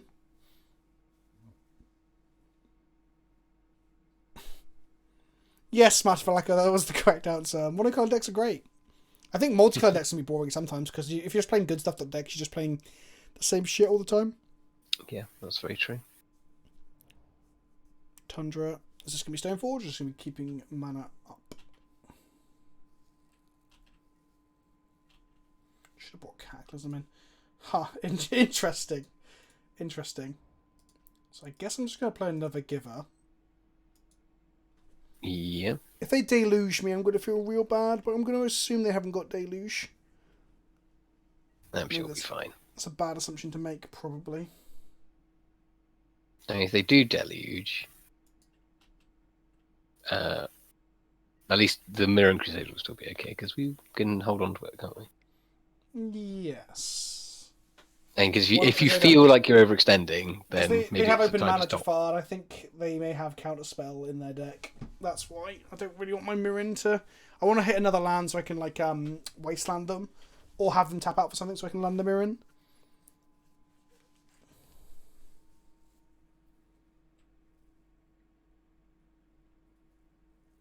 Also, with the second Giver online, I can probably start attacking. If they just play a True Nemesis now, at least we can slam the Mirren. But they might have Force of Will. Who knows? Yeah, I'm expecting True Nemesis here. At which point, maybe I bait the Force of Will with the Mirren Crusader. And then that way the construct definitely resolves. Hello, Anarchist David, welcome! And welcome back, Tonberry Empress. The reveal is in 50 minutes. Where are we at, opponent?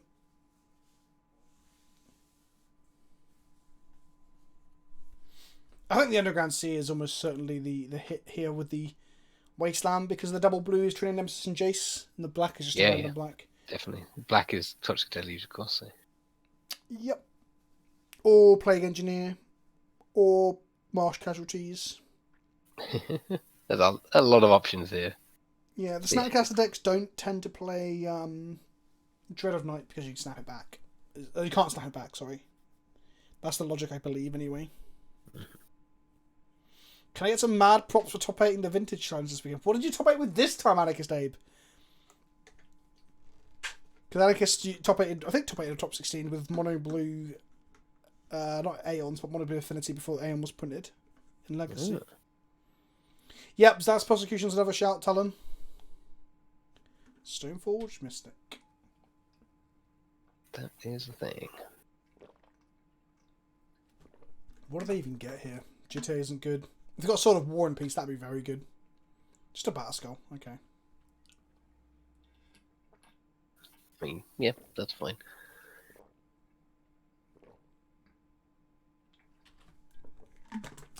Yeah, Mirror Crusader matched up pretty well against Battle Skull.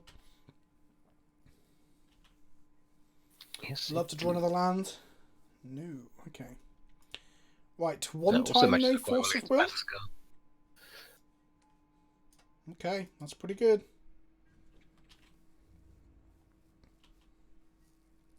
Let's see what they got.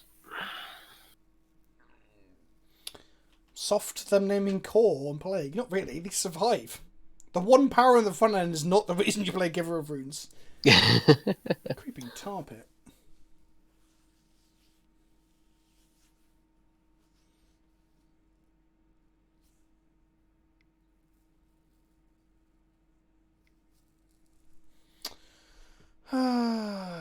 Sure.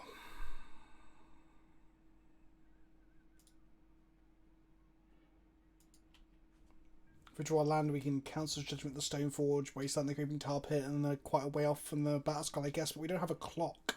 Oh, hello. Well, hello there. Well, let's just go get one then.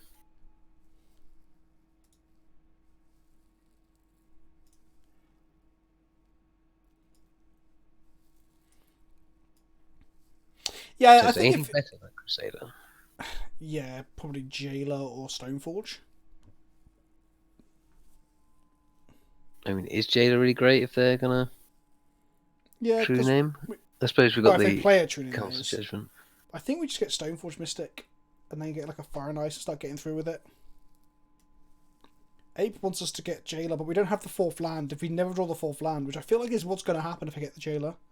Stoneforge, we can actually Stoneforge and we can blow up her. If we get Stoneforge and draw another land, we've got access to another white source. We've got Leon Relic Water plus Stoneforge Mystic next turn. Which would be great. What's the plan for Liverpool? I don't know. Meet up, hang out? Yeah, buddy, everybody. I don't even know when it is. When even is it? I don't even know. I don't know.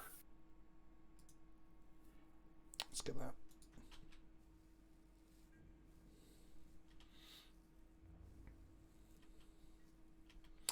So I guess a Plains is our best next draw.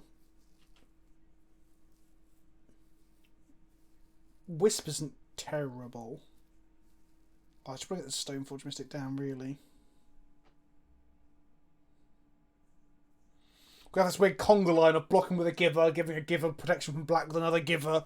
Then our opponent's going to cast a Plowshares, we're going to protect it with Mother. Then our giver's going to give the Mother protection from white, and so on and so on and so on. Jesus. Jace the Mind Sculptor. Mm-hmm. Yes, well, Apes asking if me and you want to play Powered Cube. And Jafar, yes, definitely. I'll be up for Unpowered Cube. Well, it depends if your cube is unpowered or powered by the time we hang out as well, Jafar. Because last time it was like pseudo-powered. But yes, I'm up for cubing with both y'all. Absolutely. Is White Blue Death and Text a thing? I feel like Mana Leak is great with Wastelands. Not really. I mean, Mana Leak's only one, like, non-blue mana can be in Counterspell, right? So you might as well just play Counterspell, I guess. Yeah. The most important GPs of next year are going to be Vegas and Liverpool, obviously, because I'm going to be both of them. I'll probably be some others as well. I'm thinking I might hit up an Australian GP next year. Really? Yeah, I've never been to Australia. It's a good excuse, right? Absolutely. So that's the Jace the Mind Sculptor.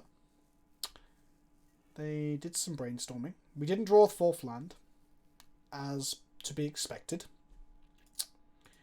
I guess I'm going to cast this, and probably have it... No force, okay.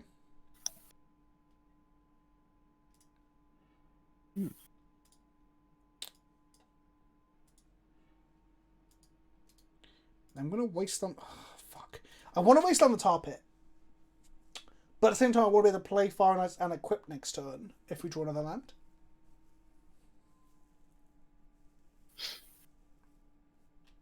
So I don't think we can.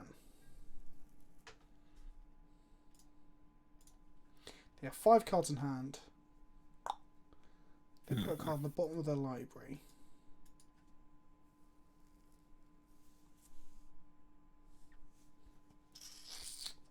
No, I don't think Wasteland Limp's correct.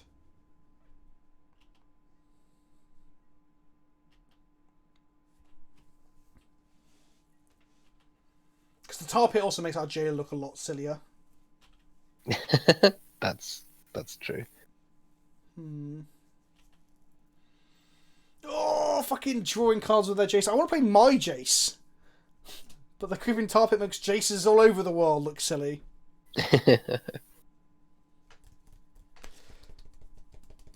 I don't even know what the main event format is for Liverpool, actually, Handsome Jules. Someone in chat will probably know, though. I don't know either. Whatever it is, I'm probably not playing it. I'll just be doing side events. If Mystery Boost is still available, probably a lot of that.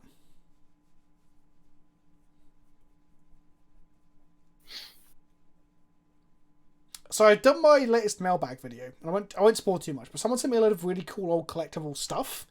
Like, there is a price guide for English prices from like some sort of mail order site or something, or not site, it's only 1996, and Tabernacle's £30 English. It's like the dearest card in there at £30. It's so cool.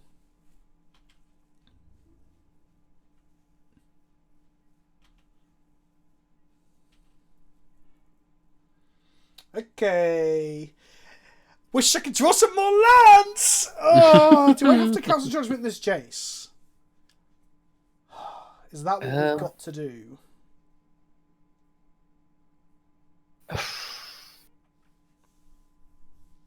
Yes, I guess.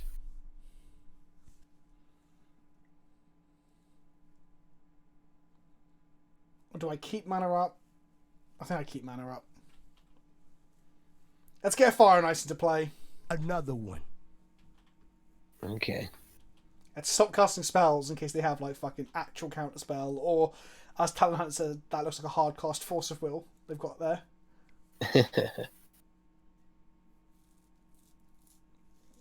Oof, they're going to Snapcaster Brainstorm instead of Snapcaster Counter Judgment. Interesting.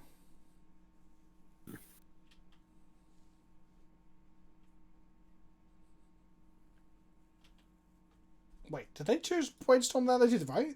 They clicked Ponder. Oh, okay, I thought they misclicked Ponder. And I was like, interesting. Interesting. Yeah. I don't wasteland because we've got both Palace Jailer and Council Judgment in hand, so wastelanding seems just poor. There's just no reason to at the moment. Nope, you can't send links here, Jafar. No one can, except admins. To stop people from linking weird shit. Makes it nice and tidy, stops people spamming. Maybe people don't want to see pictures of your penis, you know? Like some... Some people just don't.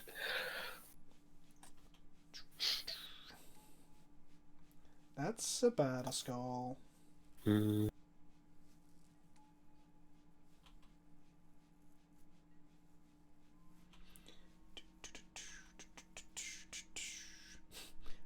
There you go, unbanned mental misstep. You see, that's the kind of person we're fighting against.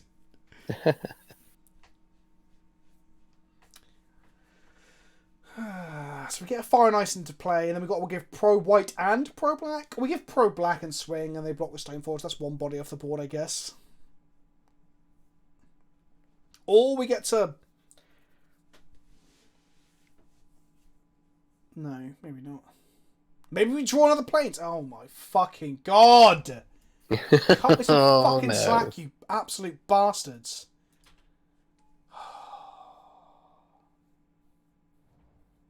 We drew 5 lands in the first game. 5 lands in a fucking row. Or maybe it was 6 lands with 1 vial in the middle. I can't remember. And now we can't draw a 4th land. Are we on 6 or 7 mana game 1? Because this is fucking absurd. This is not enough. So... Protection from black.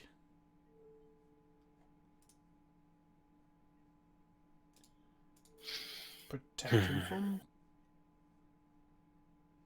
blue. No. Maybe I want the Snapcaster. No, I don't want Snapcaster attack. Stupid Vince.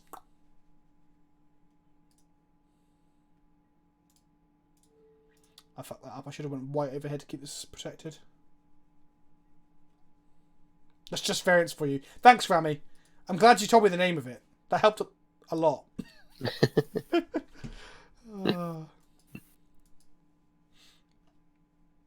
Should have just got Battle Skull with this instead of trying to get through true names and Snapcasters and shit.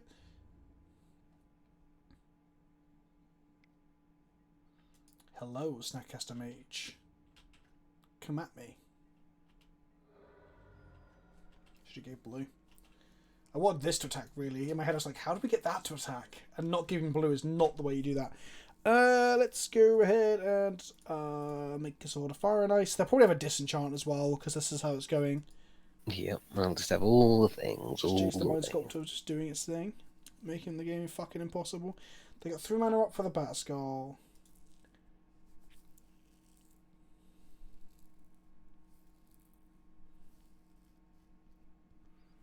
I guess we just kill the Jace at this point if we can. We'll figure out our lives from there. Yeah, I guess so.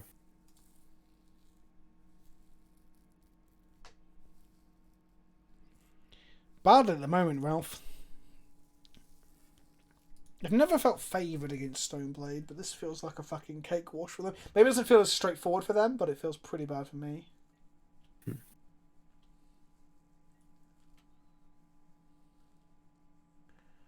Ugh.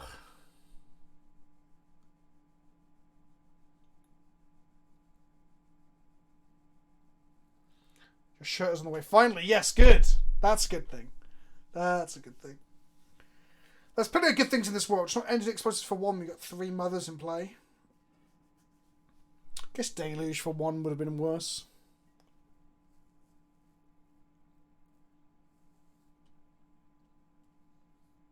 Yeah, I mean, we've got something left. Yeah. Another one. Just need to draw something.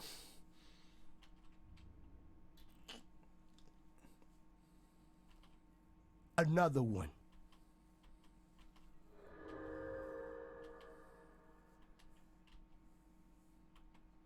It's got Creeping Tar Pit and the Bat Skull and the reset from the Stoneforge. So the past year just feels fucking horrible here.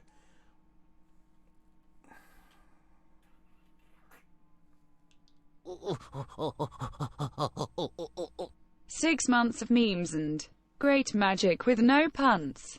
Enjoyed every second. Thanks, Bosh. I appreciate it. I appreciate it. And welcome and thank you as well. 6 months is a long old fucking time to hang around with me and my salty ass. We drew a land! Hooray! Wait, no, we didn't. Yeah, we did. I just played it. Ah.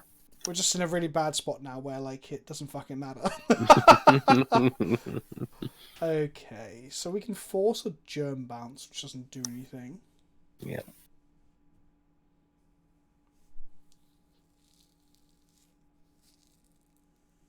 If they equip the battle skull to the true name, that costs them 1, 2, 3, 4, 5. Maybe that's how we get them. If I call them equip, I don't know what that does.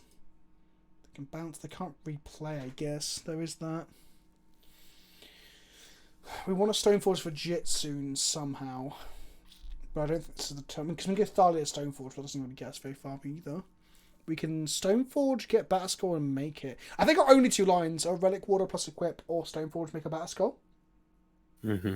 If we Stoneforge make a Batterskull, that's going to force them to equip the Batterskull to the true name. That's true. I think we need to take care of the battle skull because we're not going to be able to race it when it goes But into true name. we won't take care of it. They'll just bounce back to hand. It's a temporary solution.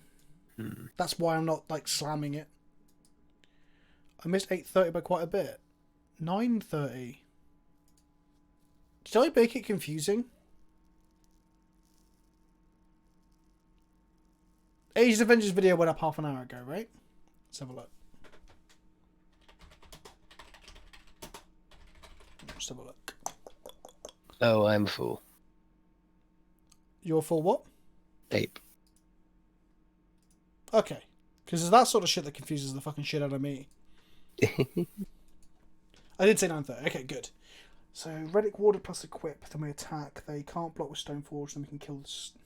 If they do block with Stone... okay, I think that's the best line, because then if they don't block with Stoneforge, we get to draw a card. They could just have Plowshares, and then we're just fucked either way.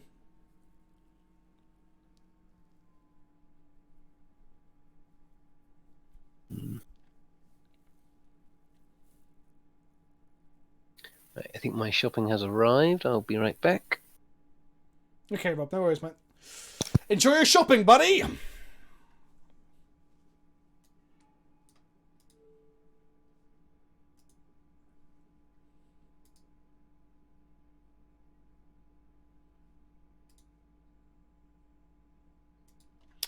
Well, I'm assuming they have Plowshares here then, because they're going to plow my Relic Water and get a easy block. I should have equipped this to the Recruiter as well.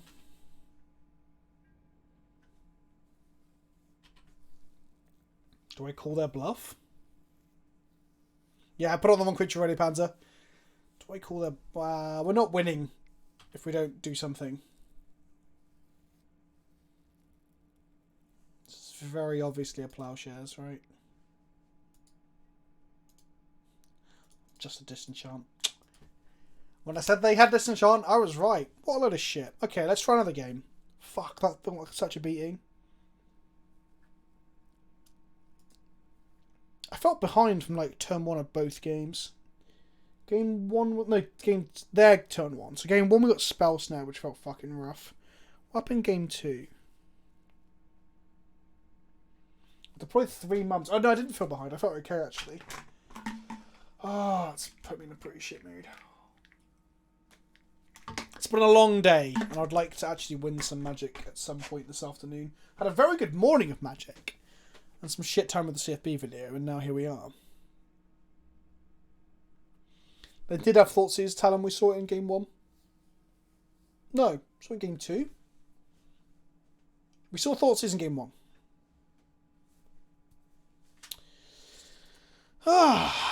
We have half an hour to go till the my video's out, which is exciting. I'm losing a little bit of energy. Welcome, Jafar. Oh, welcome, Full Off. You got gifted by Jafar. It's the final countdown.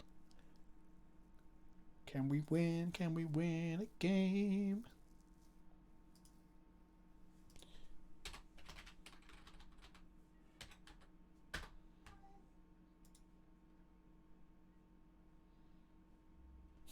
Double revoke on multiple ports. Okay, there's another Asian Avenger on YouTube who's like a dancer. That's interesting. Because Crim's just started his YouTube channel, hasn't he? Thanks, Jafar. I appreciate it. That's a good attempt. Oh, do I want to start mulliganing as well? Is that a hole I want to get into? I'm going to keep this off the Power of Wished Important Wasteland.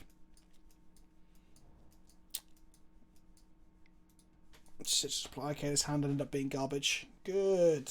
I thought for a moment if they're going to play a diamond, a Mox Diamond, this hand would have been pretty good. Okay, stop being a salty bitch. I'll stop being a salty bitch when the game gives me some stuff to do that isn't dog shit.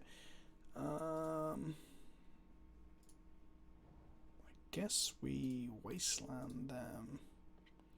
Is it 4 different Serum Visions arts? Huh. Don't know how I feel about that. Are they good though? We don't have a deck list set up at the moment actually, because we changed decks halfway through. I need to amend that.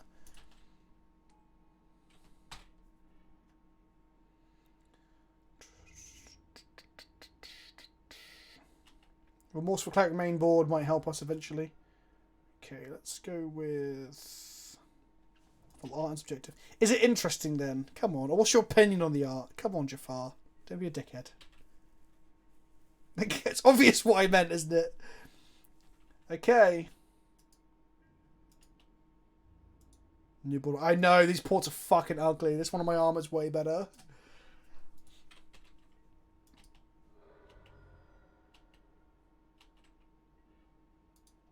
Okay, we can go get Remorseful Cleric and fuck him up, so that's one thing. Our options there are a Revoker for a to name Altar. That's a very good top deck from them. Or going to get equipment here.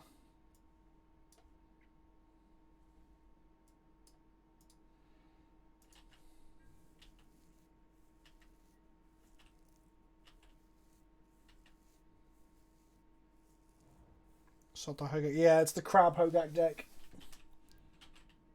I don't even think I want to block here.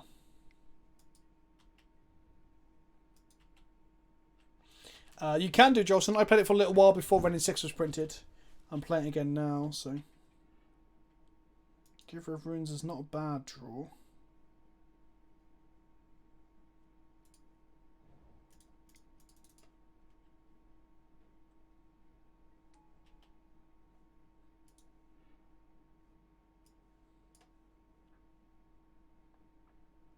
I don't know if Remorseful Cleric's the correct line here, honestly.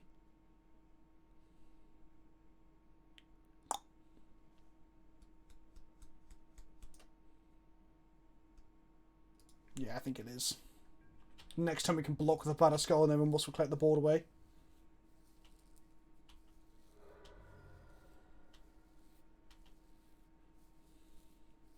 My opponent cast a Doomsday Legacy. Been waiting 6 minutes for it to resolve. Lol. That's pretty funny.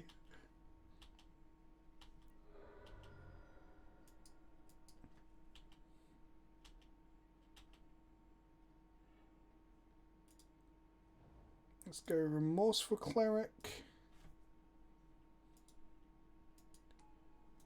Then we're going to go to combat attack for 1.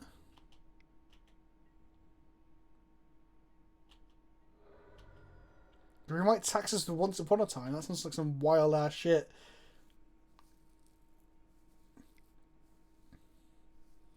Stitches Applier number 2.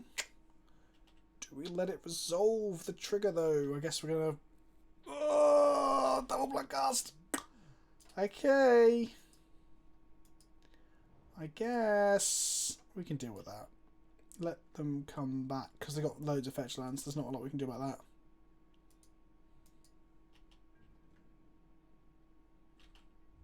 Let them attack. No attacks. Interesting.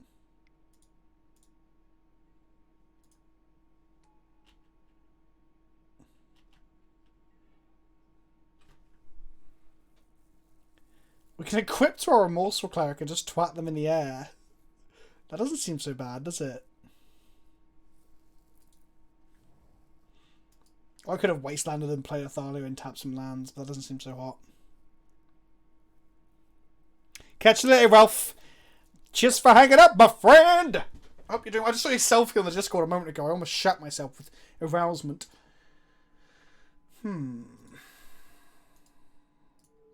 Let's go to quips.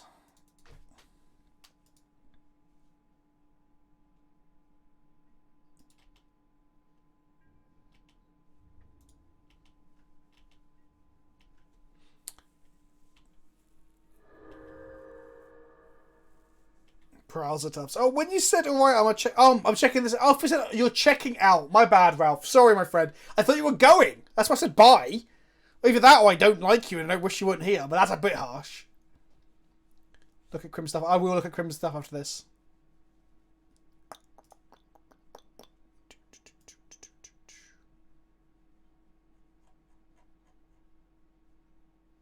Okay, they've scooped to that, which is nice. Okay, that's a good start. Feeling a bit more confident, a bit more calm. Another one.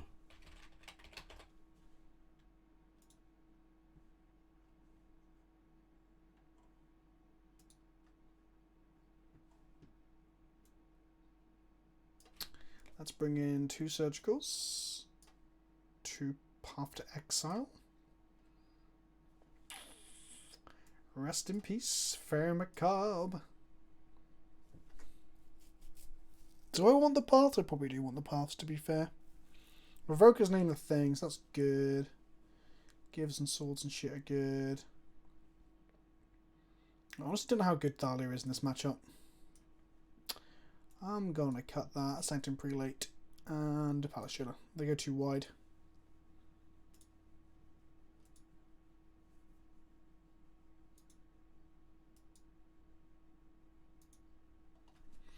Another I think one. Giver versus Mother is a really big open debate, but I'm pretty hot on splitting them at the moment, so we don't get blown out by like sideboard hate like Soulful Elementals and Dreader Knights and stuff.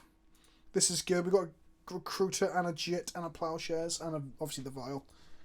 Okay, careful study. You go ahead, my friend. You go ahead.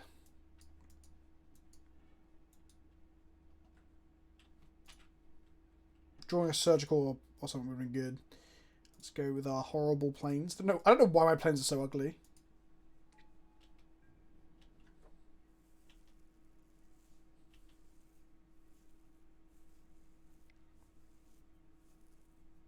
I'm going to go AFK for a second after this just to do a quick bit of admin. It will only be 5 minutes. And check out these serums and just adjust something on Twitter to make sure I've got a post going up. Bloodgast, sure.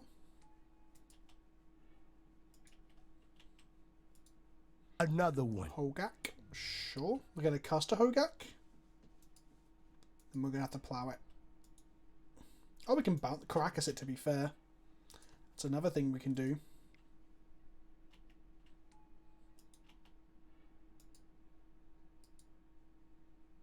I cut the Charming Prince for the third Revoker because I'm playing a lot of Planeswalker decks and shit.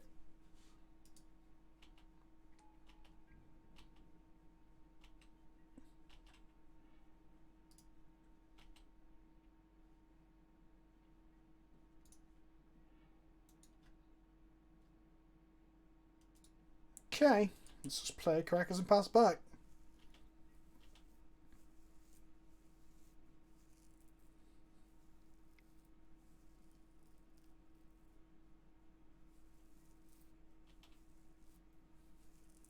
Another one. Vengevine into the graveyard. Sure, sure, sure, sure, sure. They can replay the Grave Call out of the bin.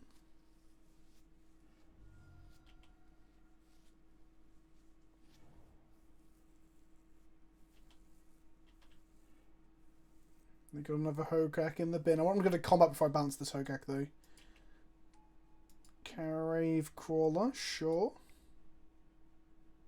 Grave Crawler number 2, sure. I guess I'm going to Plowshares that Vengevine.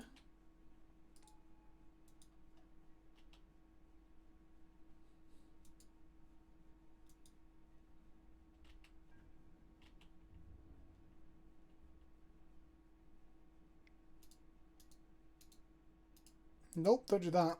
Return this to hand. We're going to plowshares this and take 3.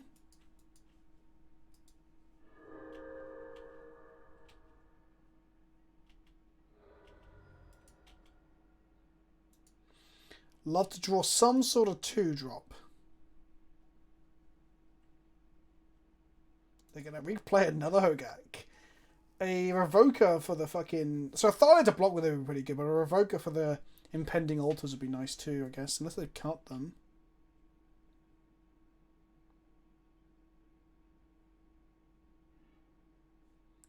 Force of Vigor. It's a little bit brutal, but okay.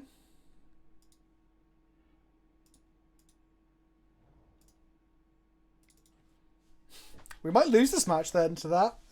That's going to be rough.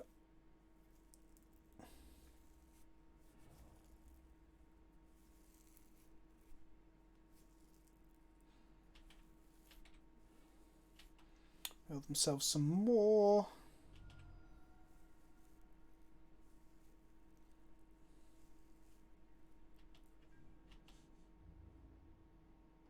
Attack all this shit. We're going to take 7 here. That good Caracas is for not taking too much off of a Hogak. Mother of Runes, eh? Another one. Guess we recruit her. Okay, say yes. Go and get... I guess like a Mirror Crusader equipped with a Jitte is pretty good, but not good enough to beat the Hogak, I guess.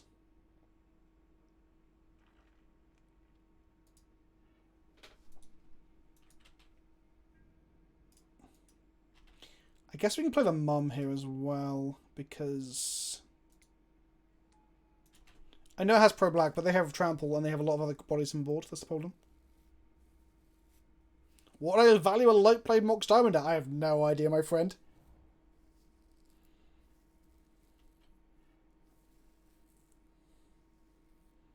Ralph, that's what I was hoping the OMG Cats one would be. Oh, we're just fucked then. We're dead. We did. No, actually, we haven't seen Bridge yet. We haven't seen I'm Bridge back. yet. Hello. Ooh, Hogak. Yes. We won round 1. There's one card in their hand and it's Hogak. Hmm.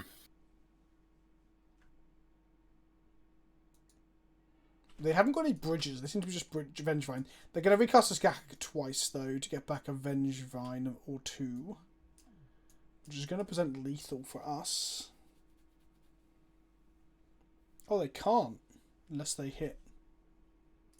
3 Vengevines. Woof. Okay. So we can Caracas the Hogak, play a Mirror Crusader and just die.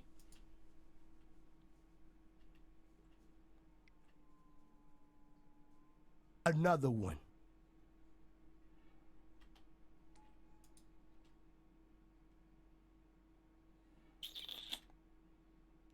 Got 2 cards left in the library. Wow, if we can survive an attack and make them draw or something. Oh, they're playing one singular bridge from below and there it is. So that means we now die to an infinite combo. Hooray! They are playing 1. I guess they only need 1 for the infinite combo. Right, whilst they... I'm going to go take a piss real quick. By all means, Rob, you're still here. Let's see him combo off then, shall we? How much fun can it possibly be?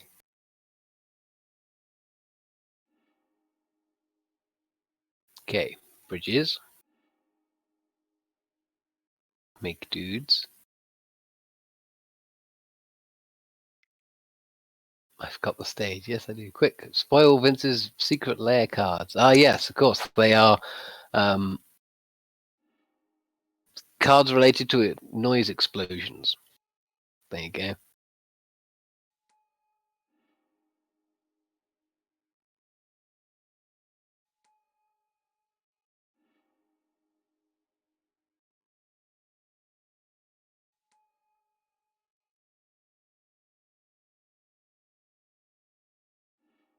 4 expansion explosions. Maybe.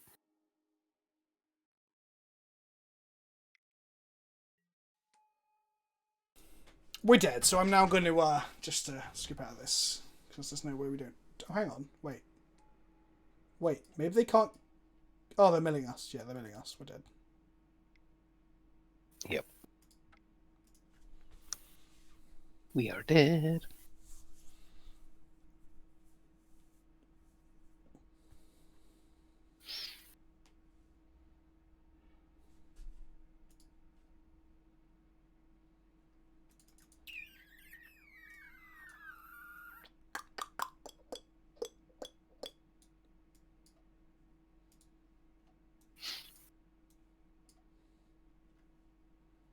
I wonder if Sanctum Prelate is actually okay to name the altar number with just 2 or 3, isn't it? Yeah.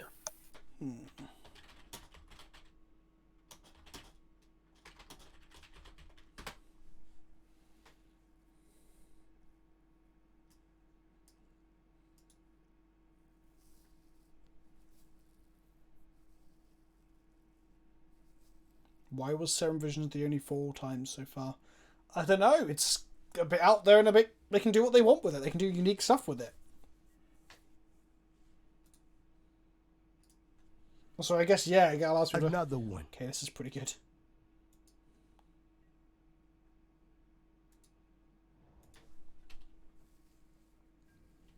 Water for altar. Actually, yeah, I think you're right. Another one.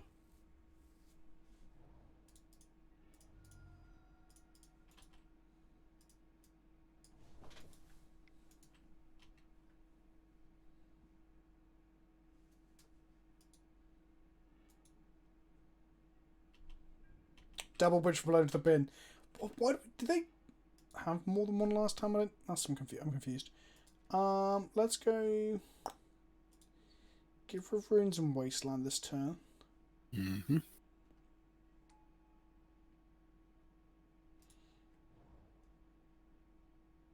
Ralph Surgical is played as Grey Red Hate in Legacy quite a bit, especially in Snapcaster based decks or decks that need. There's 2 decks that want Surgical. You want decks that can flash it back with Snapcaster Mage, for example, or care about spells, for example, and decks that don't have Force of Will, like D&T, where you need a fast answer to like graveyard shit.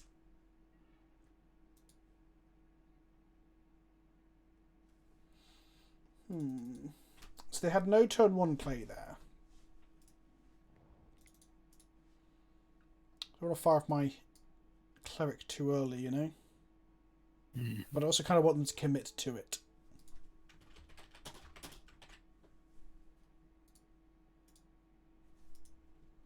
But that said, the 2 bridges, maybe I should be getting in there. No, let's not do that.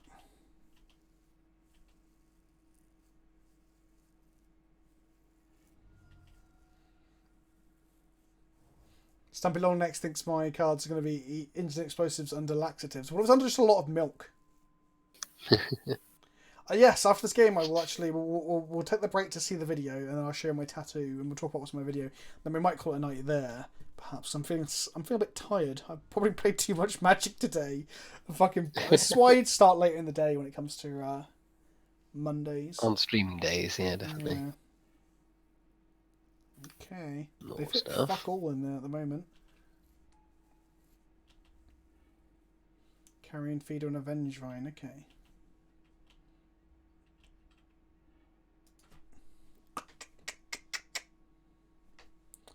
So I guess I now play a cleric, attack them with a Phyrexian Revoker.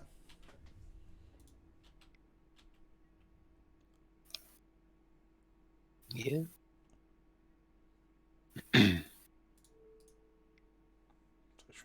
Black. This just opens up to Abrupt Decay, but they're only playing a few. Oh, and not Vengevine, sorry, Force of Vigor.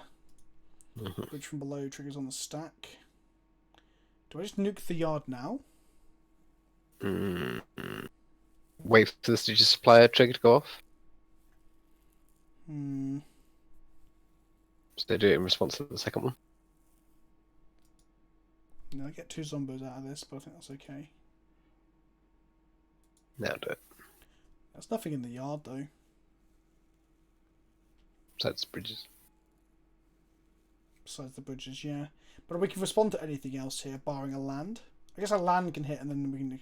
Yeah, we're fine.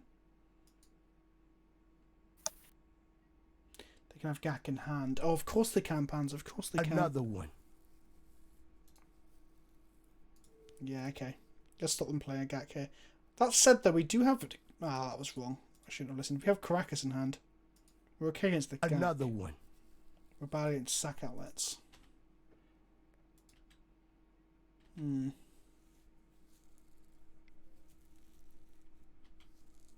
Careful study.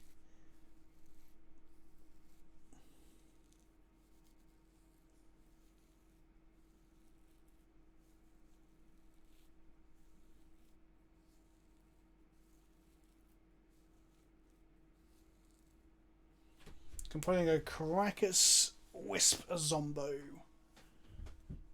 Attack if they've attacked us. In the following turn, equip Wisp with Fire and Ice if we draw another land. Love Life, Bloodghast, okay. Supplier, okay. Another Bloodghast. That's 2 Bloodghast. Yay.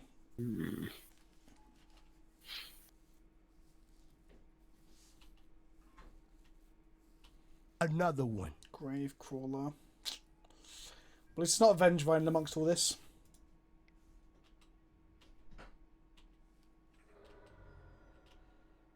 Right, what do we draw? A Wisp. Well, it gets rid of a Zombo. That is Hello true. and welcome to MF77777. This is where the magic happens, kinda. Oh, we're getting attacked for so much. Remorse for Collectors wasn't good enough. It's good pre-board. It's just not good enough post-board. The attack for a bunch. We can block and kill like a Stitcher Supplier, I guess.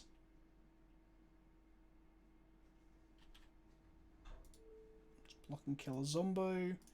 A Stitcher Supplier.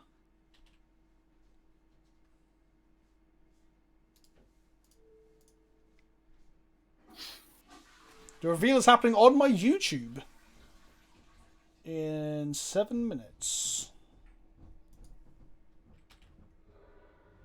Take 6. Put a lot of shit in their graveyard. Not a Gak, thank God. But we got the Crackers up on the upside. Alt of Dementia. So now Force of Vigor really wrecks. Okay, that's good. Okay. Let's just play that then. No, Bobbington, it's on my YouTube channel in 7 minutes. Okay, that was good. That was good. Okay, so now we're going to go ahead and do some blocking.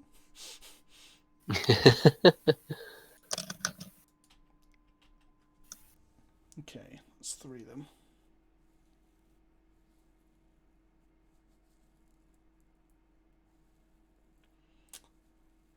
Well, you can leave the stream open, Jafar. You just need to mute it. Okay.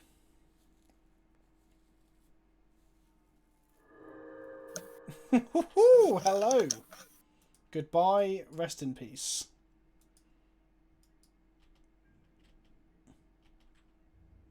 Krabs was dog shit, Daddy wins the dress. But we need to adjust the deck, to be honest. I'll block there. Give protection from black. Then get abrupt decayed and feel miserable, probably. Nope, it resolved. And there's no zombie in play at the moment. Oh, but there's another zombie. Okay. Right, so now we need to do something drastic. Like, not draw that 5th land that we really fucking want. Oh my fucking god.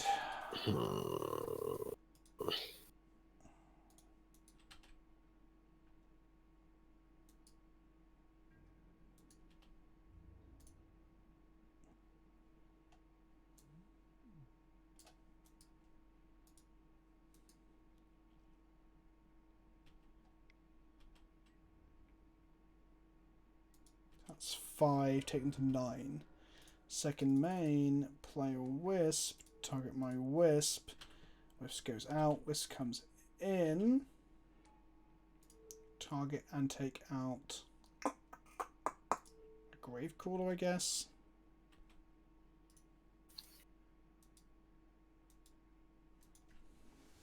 Wisp your land so it looks like you got another land. Yeah, okay, Ralph. Alright, buddy. Thanks for the bits, Green Lobby. Just got here. I missed 8 crab. The hell is that? It was dog shit, but it needs some refinement. I should have spent some more time looking at the list. I didn't realise the list was not refined until like 2 hours before the stream, and I had other things to do, like walk my dog and shit.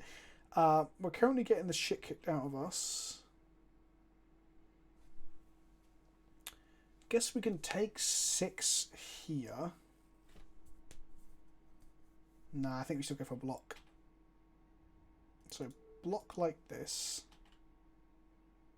Pro black. The great thing about this is the other Gravecrawler cards back at end steps. They can't replay this Gravecrawler until next turn. So it keeps them off damage. Yeah, land is them dead, right? Unless they have Force of Vigor. But if they had Force of Vigor, they would have used it. Unless they just drew it there or had another green source. Oh, look! It's another Revoker! Okay, let's go to combat. Okay. Attack them for 8.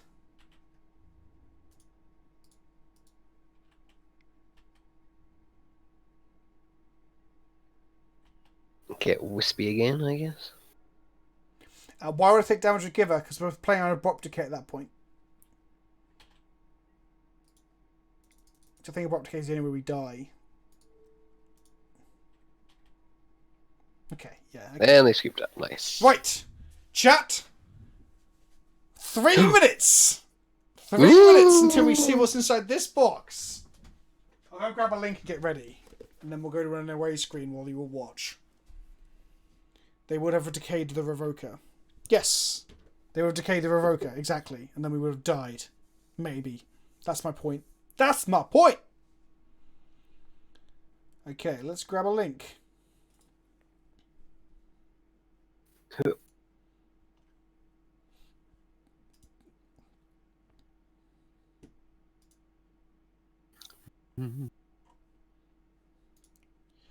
exciting. My video is exactly 10 minutes and 30 seconds long, I think. Gotta get those ads in, boys. I'm not even advertising on it, I don't think. So I don't know why. That's not why I did it. I ramble a lot. I talk about where each of the cards actually belongs as well, and where they can be played. Oh, is that too much? Have I given away there's more than one card in it now? Stop talking. 2 more minutes, chat. Right, get your last guesses in. What is in this box? Chat. What is in this box? Oh. Milk. This is my new tattoo, kids.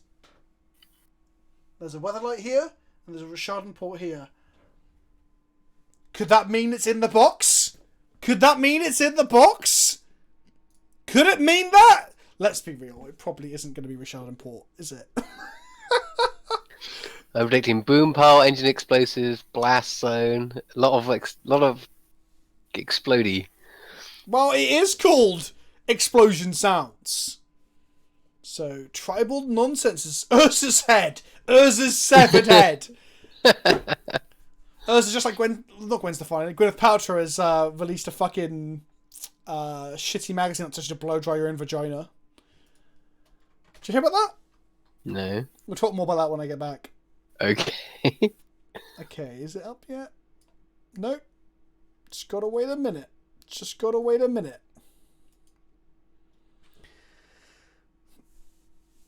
Goblins is someone. Goblins are a popular one, interestingly, people were saying on Twitter.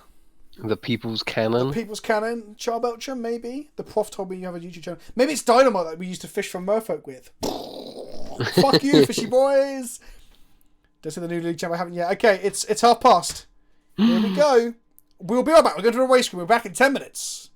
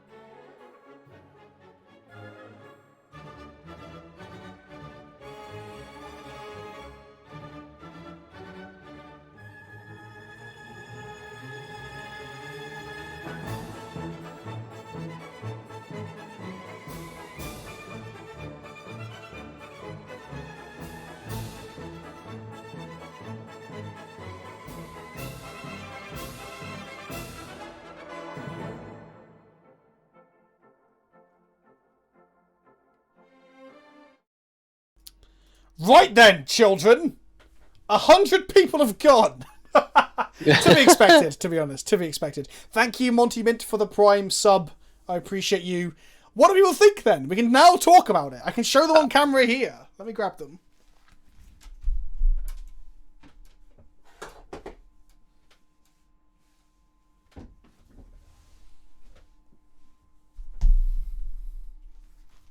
Another one. Vince, can I have your lackey? No, Patters, you can't. It's going in my EDH deck. The only one out of these that isn't in Perforos at the moment is Bushwhacker, and I might just make it in there anyway now for the sake of it. Thank you, Dr. D Cheeks, for the Twitch Prime, my friend, and welcome. I hope you're having fun this evening. We're talking about the Secret Lair drops. The Goblin Lackey is adorable, and I want 100 of them. So I'll show you something really cool that they sent out as like a thank you for the as part of like the promotion, as it were.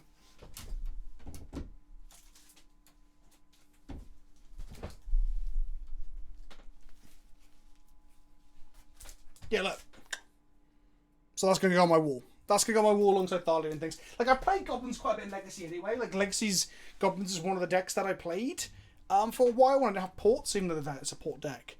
Wish was so full as I wanted a few of those for my cube. Yeah, that's the thing, Pat. That's what I was thinking too. I was thinking if I want to fall out my DDH deck, how do I do that? Because these aren't available in foil. Unless they end up doing like a super mythic one at the end that's like $300 or whatever and has all of them in foils. We'll see. Mustang Punch! Print hype. Hello, my friend, and welcome back for the 8 months in a row! Who did the art, Vince? Mike Uziel. So I did a bit of Googling and I couldn't see anything that I recognised with them before. I thought it was the person who did like Broforce. Mike Uziel.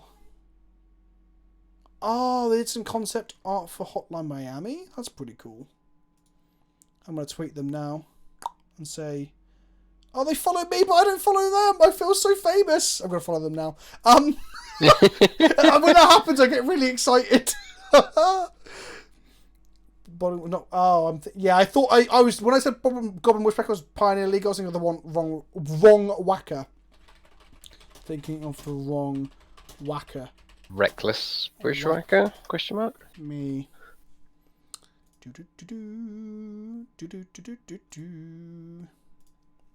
Amazing. And MG from Mike Uziel.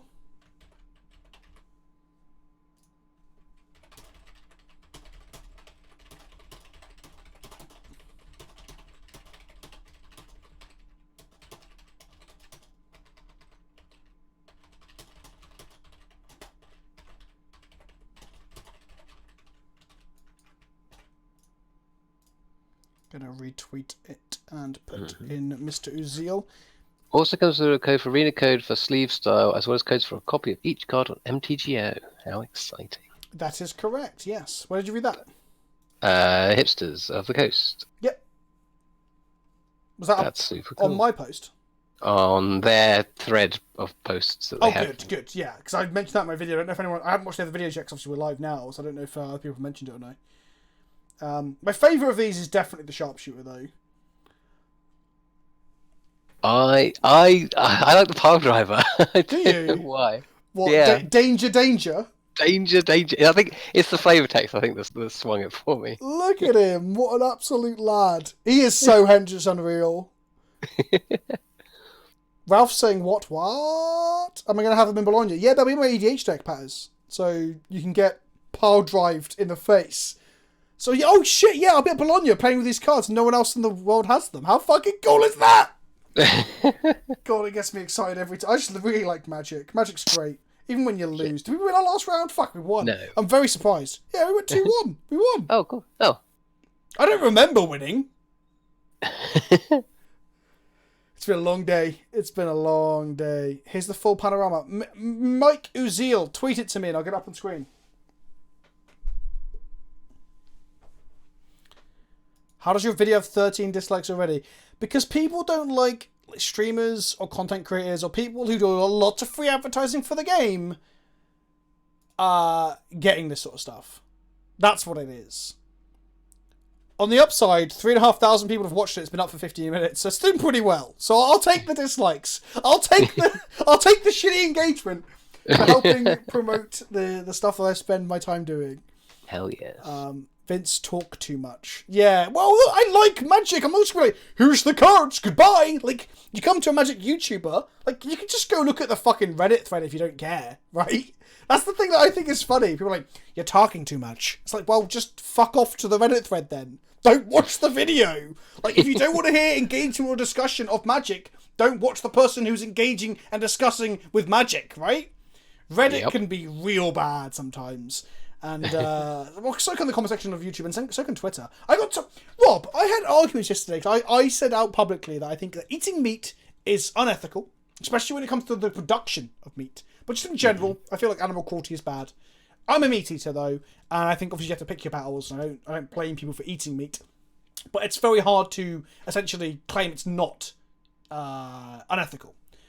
And I had several people in my mentions calling me words I won't even say out loud because I think they're just words that people shouldn't utter, and telling me that I'm an idiot and a hypocrite for eating plants. Because plants are alive too. Okay. Welcome to the internet, everybody, where everyone can voice their opinions. It's so fucking dumb, some of the shit I've had to deal with in the last 24 hours. All because I said that the meat industry is fucking vile. And I'm somebody who eats meat. Like, aware that you're allowed to be critical and realise things are problematic and still like them. Fuck. We're going to play one more round of D&T before we end up the stream tonight. Let's talk about D&D, Rob.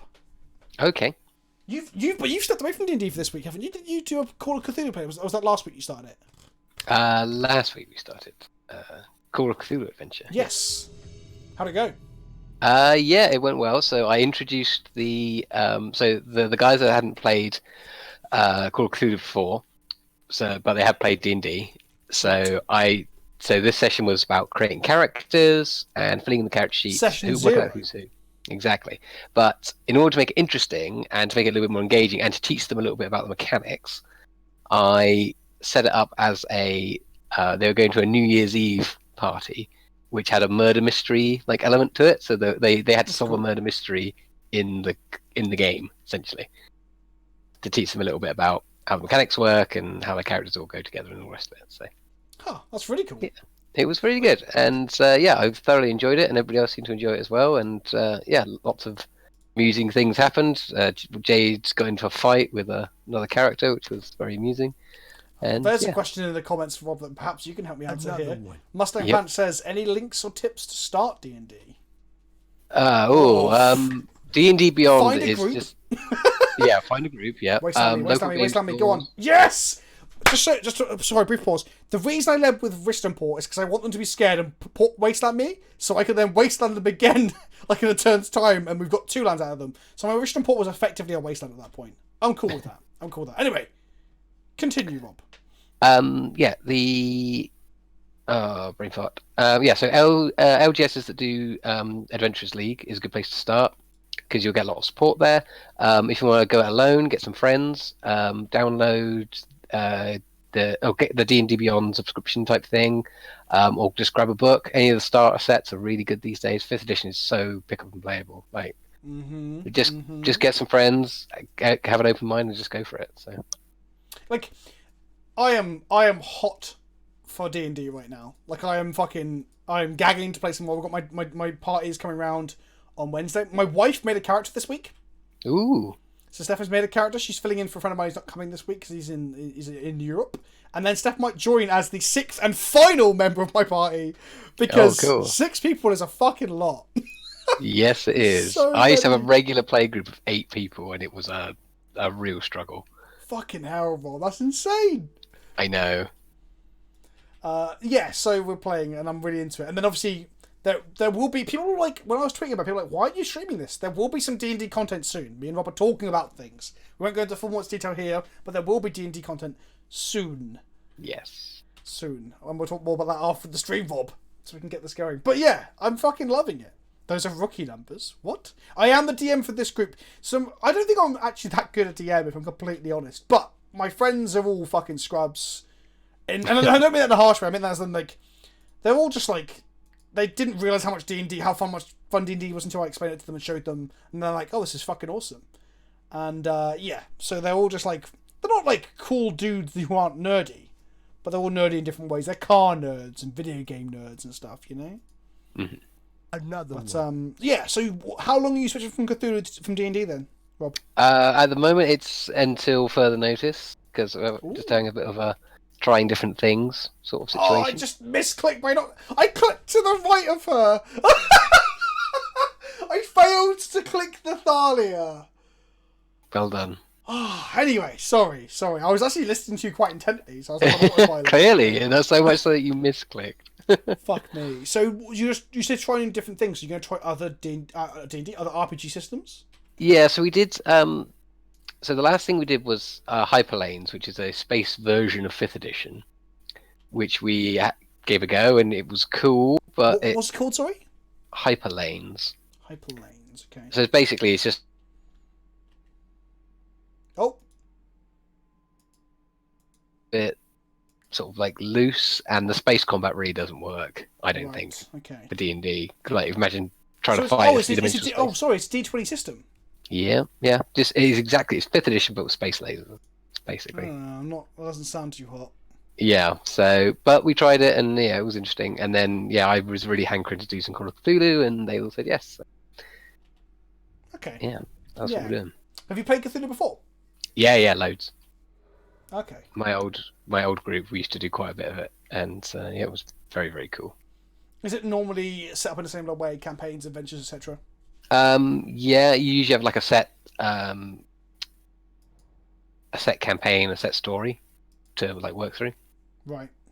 And a lot of it, like there's a lot of complexity that goes into it. So this is a system where I really like having the pre-made adventures rather than creating something yourself. Right. Why? Because there's so much to do with it. Yeah, there's a lot of stuff. There's a lot of handouts. It's a lot of like information that you need to like literally physically give people.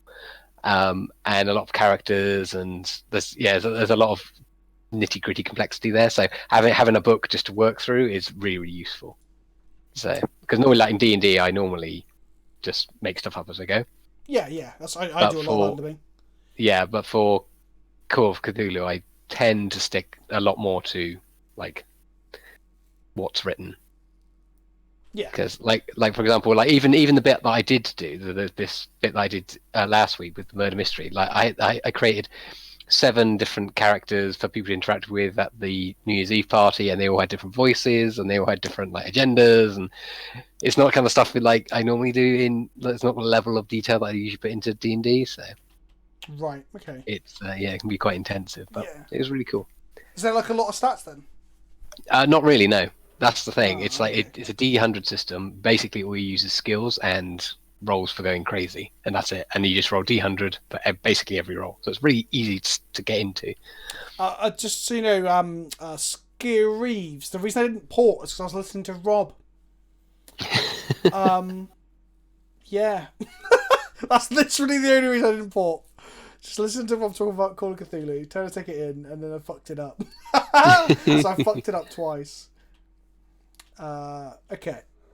We'll go back to talking about Call of Cthulhu and D&D in just 1 second. Yep, of course. Yeah. Let's try and win this game. I can wisp out my own Thalia to play a Fire and Ice. But they'll just probably wasteland me anyway. So maybe I can wisp out their Thought to draw a card, maybe hit some land drops, but then I'll lose one of my equipments again. Just not what we want. But they're not going to beat our flyers. Pans, if I wisp out the Thalia, they'll just wasteland my Wishing Port and we're not going to get any further. Okay, I'm going to do the old let's draw lands off our Thought here plan. There we go. We knew that was coming. Sure.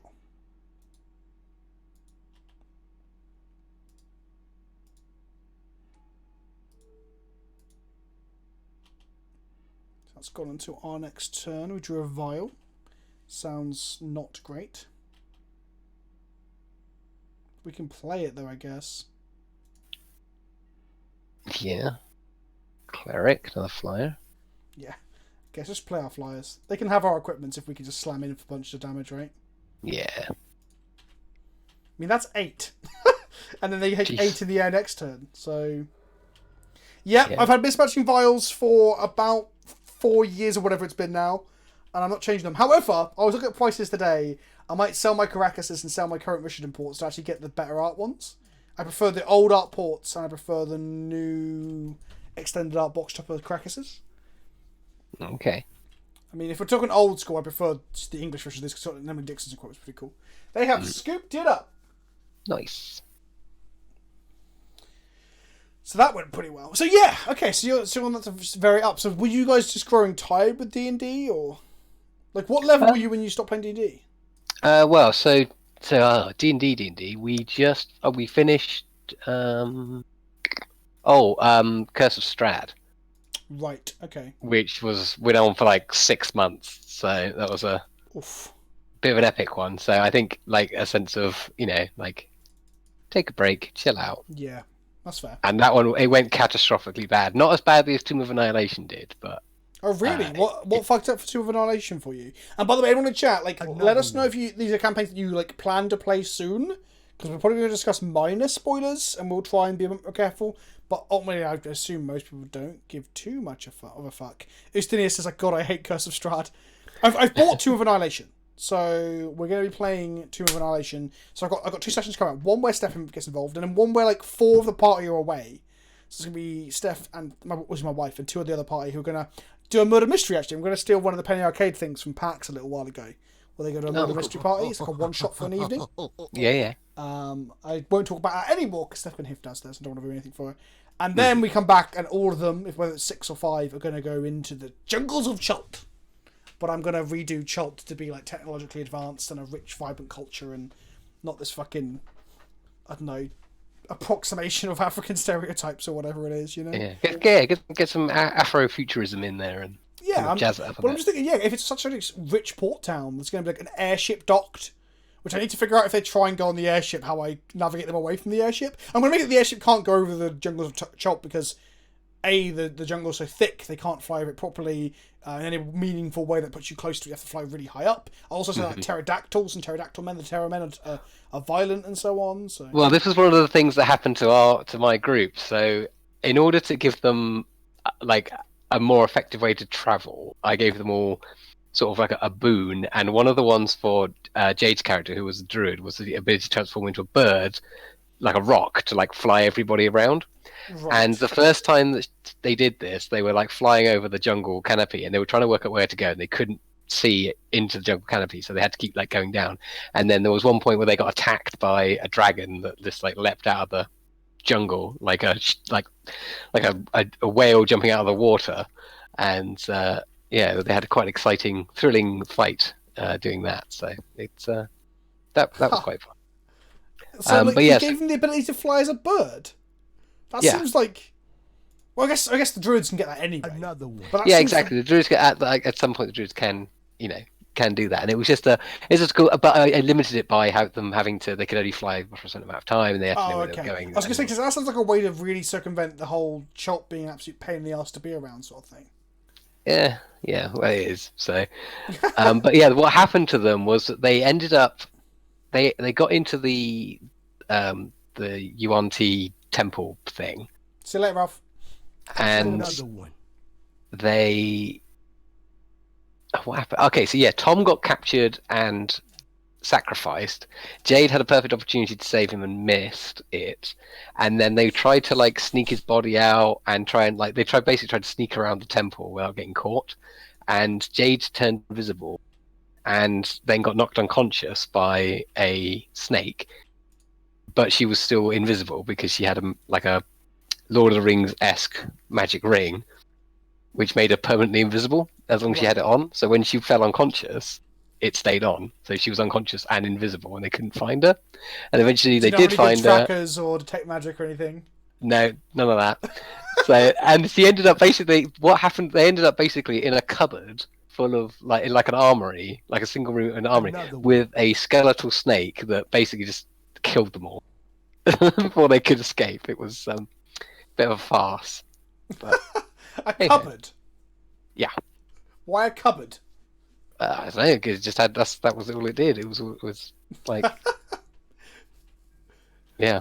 So, but I mean, in their defense, it was their first ever campaign. So Right. that's why Well- Curse of Strahd was better. I think they learned their lesson. Well, Tomb of Annihilation is like loosely based off horrors, right? And horrors is renowned for being Another incredibly one. difficult. Yeah, but only the last bit of it is based on horrors. Yes. Oh, I guess yes. And the early bit. Well, the last was based on horrors, but from some of the reviews I was reading, they were saying that Chult itself is quite rough for new players as well, especially with all the survival elements and stuff. I guess if you're circumnavigating that a little bit as Another well. one. Yeah, and that was the thing that I found was that it would just, yeah, it kind of took them too long to do anything productive. So hence the Right. the advanced traveling and stuff Well, like yeah, that. I Plus, mean, my lads just seem to they get stuck in the minutiae, so I need to really fucking figure out how to, like the barn door that had a padlock on it, like took about 7 minutes for them to figure out what the fuck they wanted to do, and I was like, guys, you can just like pick the lock or hack it up. Like they got very like, is there any windows? How big is the barn? Can I get around the back of it? Like, yeah, all these things are possible and available to you. It was so I'm sad. I'm thinking with Chult, they're gonna be like, if I say, oh, what's your travelling formation? They're going to like lose their minds and be like, okay, who's at the back? Who's at the front? What's up? How far apart are we? Like really start going for it, you know? yeah, I mean, the best thing to do is to keep it loose. If you do get in situations like that, what I usually do is I just present them with 3 options. So you can do this, that, or the other. And then that kind of limits their choices down a little bit. So you kind of save a little bit of time. Our vial is currently unusable, Screeves. Give her runes is better again. So give her runes is better at the protection from colourless for like other creatures on board. Mother Runes is better in the meantime on her own because she can protect against a dismember. And at the time of playing Mother, I could have put GT on her, but then obviously the thought has come. So, well, they overanalyze everything, but I don't think any of them are dumb. But I think collectively they can be a bit silly. I guess is the best way to put it. So, Yeah, I think the trouble is it's too easy to get drawn down rabbit holes, and thinking that something is important when it actually isn't. Yeah. And the DM has a different perspective on the game than the players do. That's the thing I always remember. The players have such a limited scope, whereas as a DM, you're like, okay, I want to do this, that, and the other in this session. Yeah, Very I hate rarely comes to railroading, pass. but at the same time, like the whole thing with this, what I'm reading from Tomb of Annihilation is that it seems very keen at giving everyone like an open sandbox, like you're playing fucking The Witcher or something. That's Yeah, what seems it like. is. The jungle is very much a sandbox environment because there's so many random stuff you can do, and the same with Curse of Strahd, although it's a little bit more directed with Curse of Strahd, and it has its disadvantages. Yeah, you it know. seems that way. Or at least it feels that way, should I say. But I'm quite looking forward to it. Like, I seem to read the book and then make notes on each of the chapters that we're in and stuff. I'm really... Oh my god, come on! But yeah, I'm really looking forward to it. Let's play Giver of Runes. I'm assuming we're getting Wasteland at our end step and then we'll just Plowshares of Mimic or a Thought Knot or whatever. Yeah. As long as we don't see a Ratchet Bomb, we're all good. Someone asked earlier about Relic Water versus Eldrazi. Whoa, they just Wasteland their own City Traitors. Okay. I'm Misclick? assuming that's either A, a misclick, or B, they have a Crucible of Worlds in hand. They're going to play a land and play a Crucible. That's my assumption, but that doesn't make any sense. Why not just play the land, Wasteland me? Upkeep? Well. I'm going to just take the advantage. I misclick all the time. Hell, I punted in the first game, didn't I? Yeah, you punted twice already. Well, they're on one land now. Galaxy Brain plays, says Arsonist. Yes. 2 mana is the second. Is third Mimic. God, if they get to play a TKS, this is going to be fucking gross. The givers can block and they give each other both protection from colourless. That's pretty good.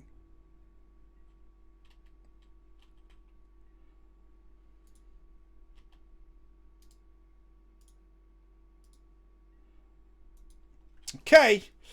We've drawn a 3-drop now. We don't have 3 lands. Yay! Perfect. Okay, so when we play this recruit, we can go and get ourselves a thing to get rid of this.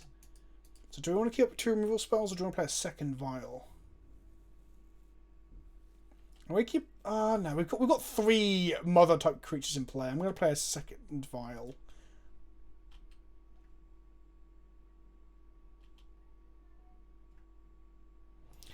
Chat. How does Mimic work with last known information? So here, if I kill this, for example, guess we're about to find out. I guess so. On the stack. Is it last known? Okay. Dismember is different because, yeah, reduce the power toughness. They're all 3/2s. Fine. If we draw a third land, we're in a good spot. They don't want some double block kills here, so that's fine. Okay. That's an always no on that one. That's going to be a yes on this one. Yes.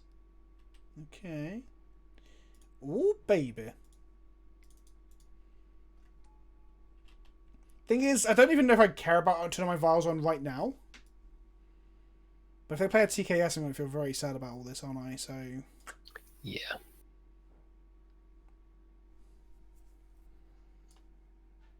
We've lost Jit. If we get a Stoneforge, we can get Batterskull. Maybe I just get a Wisp here, so we've got a flying attacker, and then we can reset our recruiter and go from there. Yeah, I mean, it worked last time, right? Yep. You win this fight either in the air, or by letting them not have any lands. Or do both. Or let them do the land bit, and you can do the fly bit. Yeah. When your opponent wastelands themselves, that's when you know D&T's going so well, right?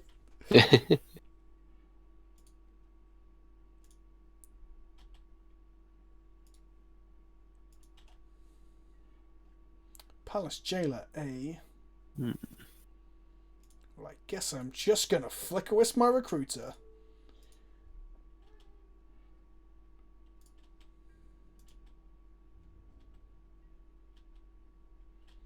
Comes back my recruiter, say okay, say yes. Now I got Palace Jailer in hand, we definitely want to take up these vials, so we're just gonna get a Leon in Relic Water here. Yep.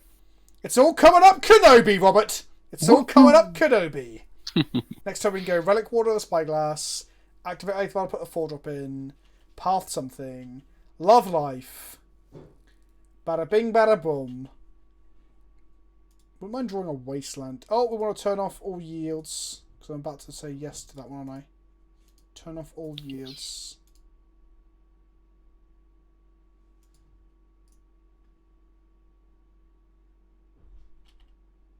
Yes. Okay. Yes. Sweet as a nut. Nice. Let's go Relic Water. Take away the Spyglass. Say yes. Make a Jailer. Could have said instant speed, really, but I don't think it matters here. We are now the king. I am now the captain. Go, go, go, my 3-1. Finish them off in like 50 turns. You can do it. We drew a Plains. Yeah, Jailer is a perfect magic card. Is a 4-power absolute monster of a magic card. It is flavourfully on point. It fit with the mechanics of the set. It's constructed and limited playable. Oh, it's just so good. In every possible way, Steph. Don't think my wife cares that much, but she's, you know, she said it. This is going to be a smasher, isn't it? Oh, hello there. Another one. So there can be 2 5/5s that we can block quite easily. Yep. This has trample, so even with the protections, we can't block it that easily. So I'm just going to path it. When you say 4 power, you mean 5, I guess so. Yep. I'm going to discard a Plains. Yep. No, it's not the 8th vial, actually. The land might be more important if we draw an equipment. 5th land is always important. The 5th land is more important than the 3rd vial. I'll go on record as saying that's almost always true, you know? They're also playing 2 waste, interestingly. So we're going to block here, because they just want to become a monarch, and I'm going to say no. So block with 2 givers. Say okay. This one's going to give that creature protection from colourless. And then this one's going to give that creature protection from colourless. There you go, kids. So the million, like, why? Give her over Mother of Runes. This is exactly why. Like, There you go. situations like that. That was pretty strong. I will not lie to thee. Okay, no. Do you not want to tick up? Do you not want to tick up? Oof. Thalia. That's a body. Okay, then we're going to go to combat. And we're going to slap them for low damage. If they make a smasher, we'll lose the monarch. If they make a smasher and we have relic water back, we still lose the monarch. Mimic doesn't copy verbatim. It only copies power and toughness. They've been stuck with other things in hand, so there's a good chance the next card is just another smasher.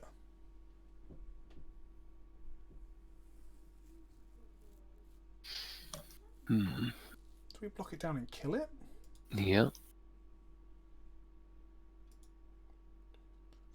Okay, yeah, let's do that. Let's block it down and kill it. Yeah.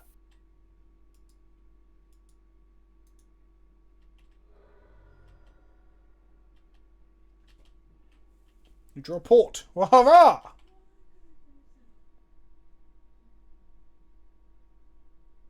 See you later, padders. I'll see you this weekend in Bologna. Endbringer, eh? That's a big old boy. He is a big old boy. Slowly Nice kills top our deck for board. them. I think it's been stuck in their hand for a fucking long time. They didn't even bother to pop the mimics of 5/5s because they know they can't get through. Okay. We draw Wisp, Recruiter, Swords, any of the real gas spells. Woohoo! Aha! There it That's is! the thing. The There most it is. gas. The literal most gas thing in the history of things. Fuck, it's so unbelievably good.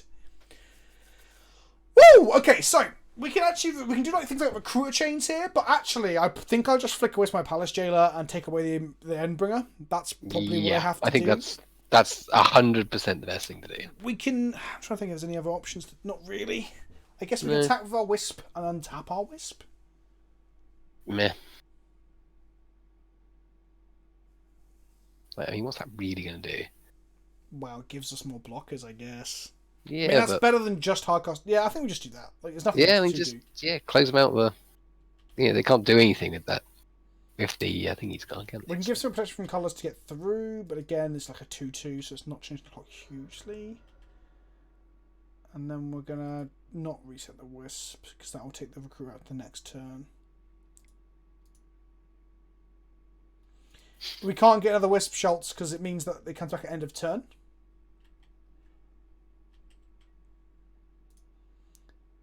So I'm gonna draw a card, which is a battle skull, which is pretty good. Then we're gonna get rid of the Endbringer. So the great thing about Palace Jailer, for those who don't know, it's not an O-ring. It only cares if you're on a Monarch or not. It doesn't care if it's in play. What do you think about WotC banning Red and 6 so close to Bologna? I think it was a great idea because the format was pissing off a lot of people. There's a lot of people who are like, the format is at one of its worst places it's been in a very, very long time. It's frustrating. Oh, I didn't fucking port them again because I'm talking. Okay, ends up that it didn't matter, so that's cool.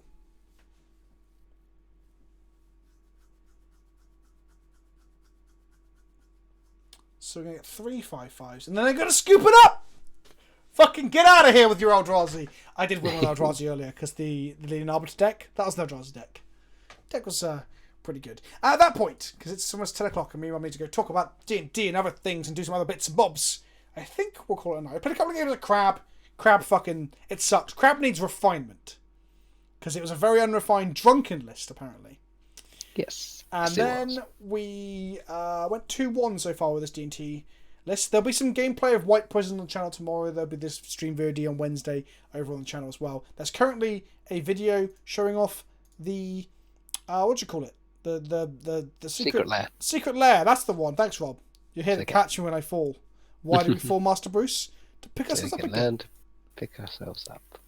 What did you say? So we can land? So we can learn to pick ourselves up. Oh, I thought you meant land like a bird that's flying. Don't know why I thought you said that. Who knows? Right, let's go raid somebody. Let's go show some love. Who's on? Who's on that we care about and like?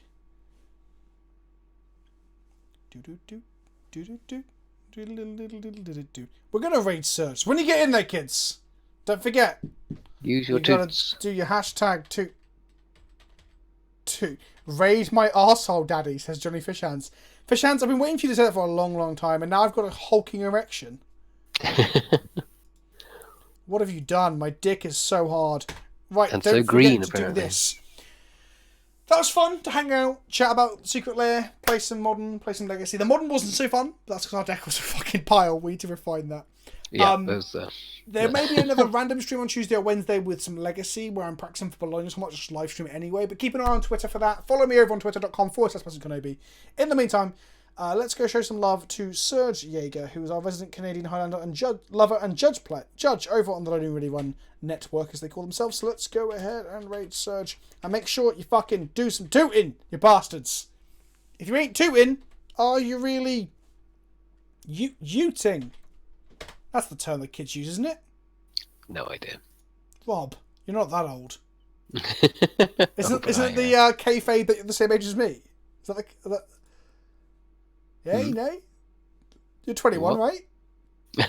I don't know. Well, good night, kids. See you all soon. Bye.